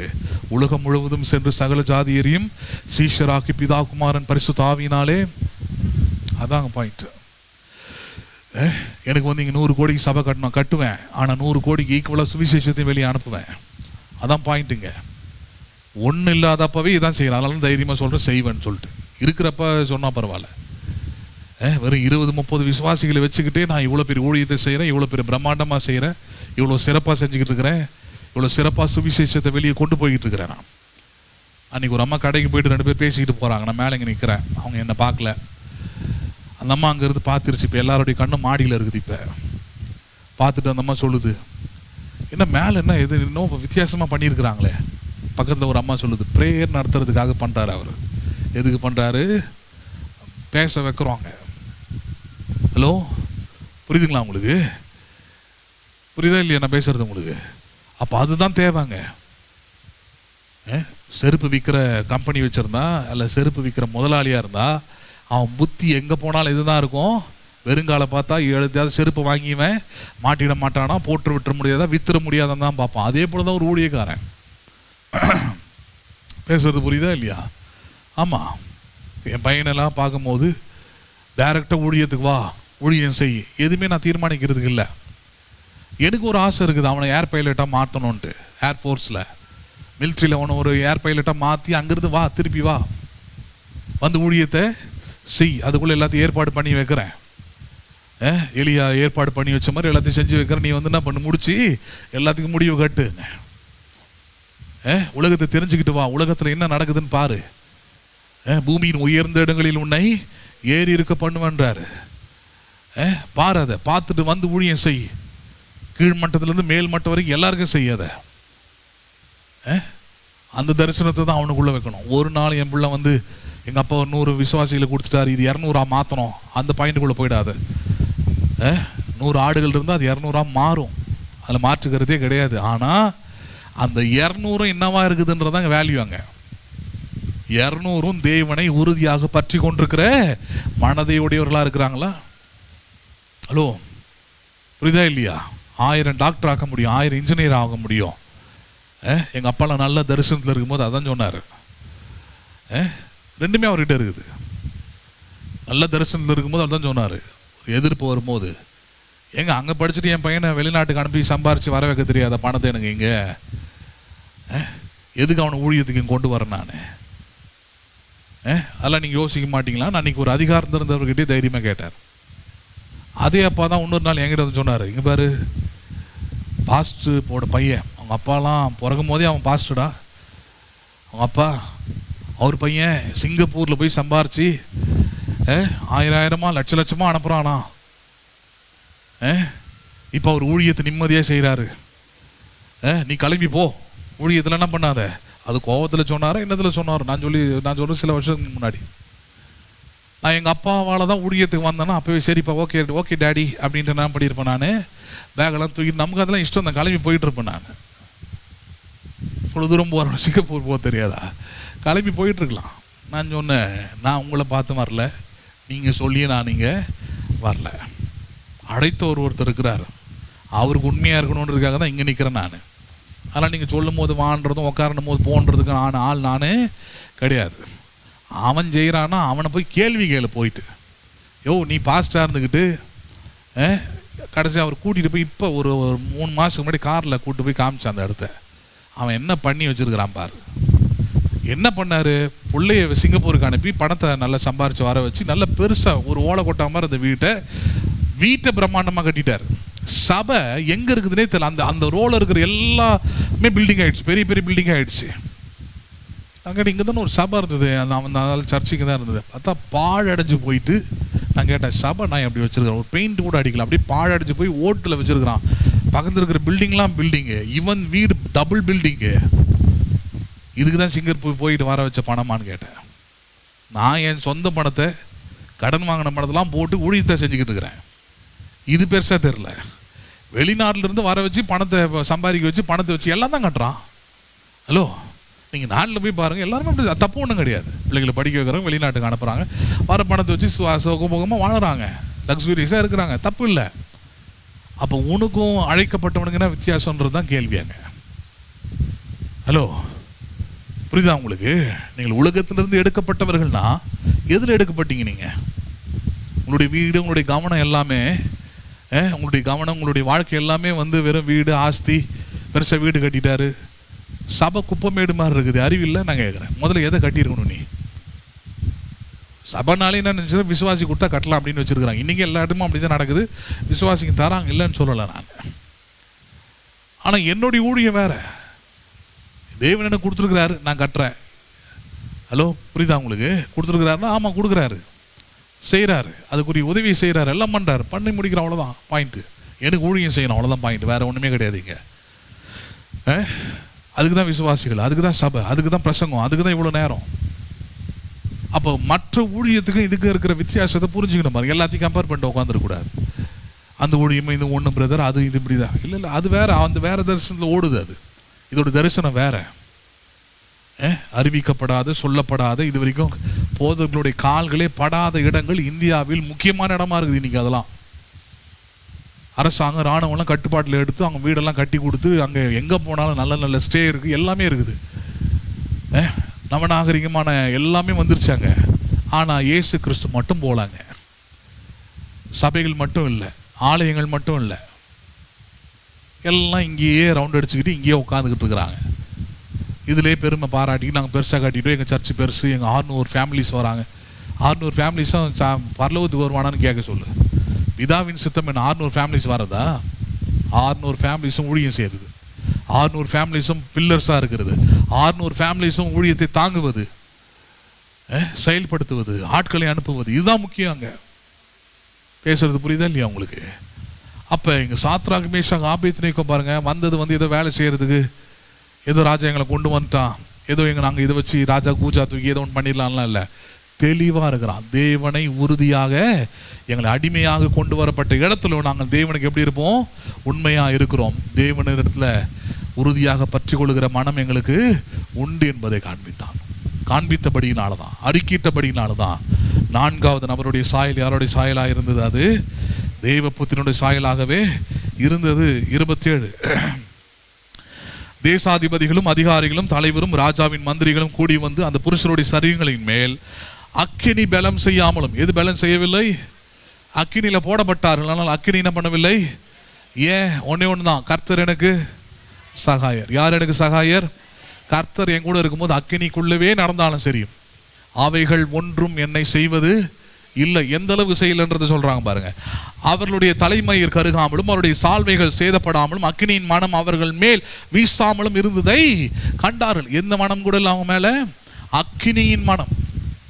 ஹலோ, மனம் கூட இல்லைன்றாங்க. எரியது சேதப்படுறதுலாம் ரெண்டாவது, அதோட ஸ்மெல் கூட, பிரச்சனைக்குரிய வாடை கூட இல்லை. ஏனென்றால் அங்க 4வது நபர் ஒருவர் இருக்கிறார், கூடவே இருக்கிறார், சகாயர் ஒருவர் இருக்கிறார். அவர் இருக்கிற வரைக்கும் ஒரு சேதமும் இல்லை. அதை தான் அவர்கள் அறிக்கையிட்டார்கள். கர்த்தர் எனக்கு சகாயர், நாங்கள் ஆராதிக்கிற தேவன் எங்களை விடுவிக்க வல்லவர். இப்படிதான் விடுவிப்பார் எங்களை. நீ கட்டி போட்ட கட்டுகள் இருந்து விடுவித்தார், எரிகிற அக்கினியிலிருந்து எங்களை சேதப்படாமல் விடுவித்தார். அக்கினியின் மனம் கூட எங்கள் மேல் இல்லாமல் எங்களை என்ன பண்ணினார்? அவர் விடுவித்தார். நம்புறீங்களா நீங்க அதை? 28 அப்பொழுது நேபுகாத்நேச்சர் வசனித்து, சாத்ராக், மேஷாக், ஆபேத்நேகோ என்பவர்களுடைய தேவனுக்கு ஸ்தோத்திரம், அவர் தங்களுடைய தேவனை தவிர, பாயிண்ட் தான், யாரை தவிர? எரிகிற அக்கினி சூளைக்கே பயப்படாமல், யாரை தவிர? தேவனை தவிர வேறு ஒரு தேவனையும் சேவித்து பணியாமல். இப்ப பாயிண்ட் தான், அவரையே நம்பி. யாரையே நம்பி? ராஜா சொல்றார், யாரையே நம்பி? உம்மை உறுதியாய் பற்றி கொண்டிருக்கிற மனதை உடையவன், உம்மையே என்ன பண்ணியிருக்கிறபடியால், நம்பி இருக்கிறபடியால் அவனை எப்படி விடுவிப்பீர்? பூரண சமாதானத்துடன் காத்துக்கொள்வீர். ராஜாவுடைய வாயில வருதுங்க அது. அவரையே நம்பி ராஜாவின் கட்டளையை தள்ளி தங்கள் சரீரங்களை ஒப்பு கொடுத்தபடினால் அவர் தமது தூதனை அனுப்பி தம்முடைய தாசரை என்ன பண்ணினார்? அவர்களை விடுவித்தார். என்ன பண்ணினார்? அவரை. அப்ப நான் சொல்றேன், உங்களுடைய நம்பிக்கை ஒருபோதும் வீண் போவதே இல்லை. தேவனை உறுதியாக பற்றி கொண்டிருக்கிற மனதை உடையவன் ஒருபோதும் வெட்கப்பட்டு போவதே இல்லை. நிச்சயமாக விடுவிக்கப்படுவீர்கள். நம்புறீங்களா நீங்க அதை?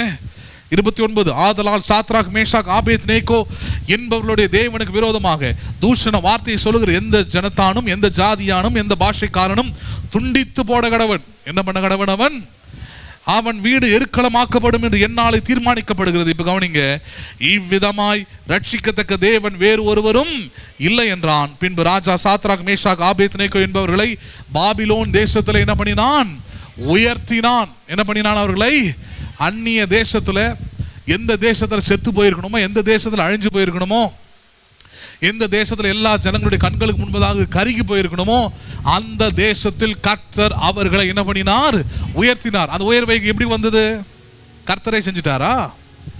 ராஜா சொல்றான், அவர்கள் கர்த்தரையே நம்பி இருந்தபடியா. யாரையும் நம்பி இருந்தபடியால்? இப்ப வாழ்க்கையில உயர்வு, வாழ்க்கையில செழிப்பு, வாழ்க்கையில வளம், வாழ்க்கையில வெற்றி எப்படி வருகிறது? தேவனை உறுதியாக பற்றி கொண்டிருக்கிற மனம் இருந்தால், அவரையே நீங்கள் நம்பிக்கொண்டிருந்தால், நான் சொல்றேன், பூரண சமாதானத்துடன் காத்து கொள்வார். எப்படி காத்து கொள்வார்? அவர் எல்லாவற்றிலும் வெற்றி பார்ப்பீங்க. வைராக்கியமா இருக்க பார்க்கணும், வைராக்கியமாய் தேவனுக்காக நிற்க பார்க்கணும், வைராக்கியமாய் தேவனை அறிக்கையிடணும். கர்த்தர் எனக்கு சகாயர், மனுஷன் எனக்கு என்ன செய்வான்? சூழ்நிலைகள் எனக்கு என்ன செய்யும்? எரிகிற அக்கினி சூழ்நிலை என்னை என்ன செய்யும்? வாட கூட மேல ஒட்டாது, வாட கூட மேல ஒட்டாத அளவுக்கு பார்க்கிறவர் என்னோடு கூட அக்கினி சூளையிலே உலாவுகிறார். அவர் எங்கே உலாவுகிறார்? அவர் அதுதான் உலாவுறார், சும்மா வேடிக்கை பார்க்கறதுக்கு இல்ல. ராஜாவை காட்டுறாரு, தூக்கி போட்டினா தனியாளு நினைச்சியா? கூட நானும் இருக்கிறேன். கூட யார் இருக்கிறது? ஆமா, அதுதான் உங்களுக்கு நான் சொல்லுவேன். நான் 1000 பிரச்சனைகள் வரட்டும், பிரச்சனைகள் நடுவிலே உலக மக்கள் ஒன்றை பார்ப்பாங்க. உங்களை எதிர்க்கிறவர்கள் ஒன்றை பார்ப்பார்கள். எதை? உங்களோடு கூட தேவ புத்திரனின் சாயலில் ஒருவர் உங்களோடு கூட இருக்கிறார் என்பதை, உலாவுகிறார் என்பதை, பாதுகாக்கிறார் என்பதை, பராமரிக்கிறார் என்பதை, போஷிக்கிறார் என்பதை, விசாரிக்கிறார் என்பதை, பலப்படுத்துகிறார் என்பதை பார்க்கும்படியாக உதவி செய்வார். நம்புறீங்களா நீங்க? அதுக்கு உங்ககிட்ட இருக்க வேண்டியது ஒண்ணே ஒண்ணுதான், தேவனை உறுதியாக பற்றி கொண்டிருக்கிற மனதை உடையவன். அவரையே நம்பி இருக்கிறபடியால் அவனை பூரண சமாதானத்துடன் காத்துக்கொள்வார். நம்புறீங்களா நீங்க? அதை எல்லாரும் எழுந்து நிற்போம்.